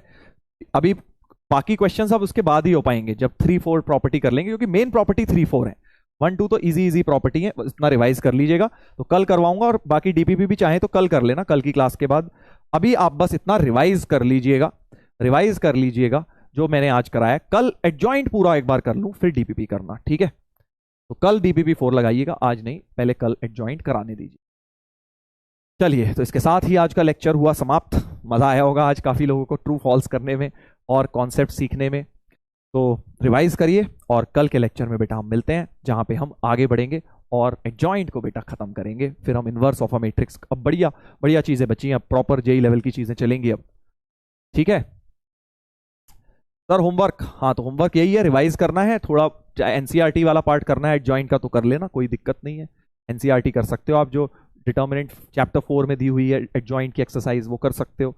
डीपीपी कल लगाइएगा, क्योंकि एक बार मैं करा दूं क्वेश्चन फिर होंगे आपसे। चलिए, तो ऑन दैट नोट जाते हैं, कल मिलेंगे बच्चों। Take care everyone, love you all, see you.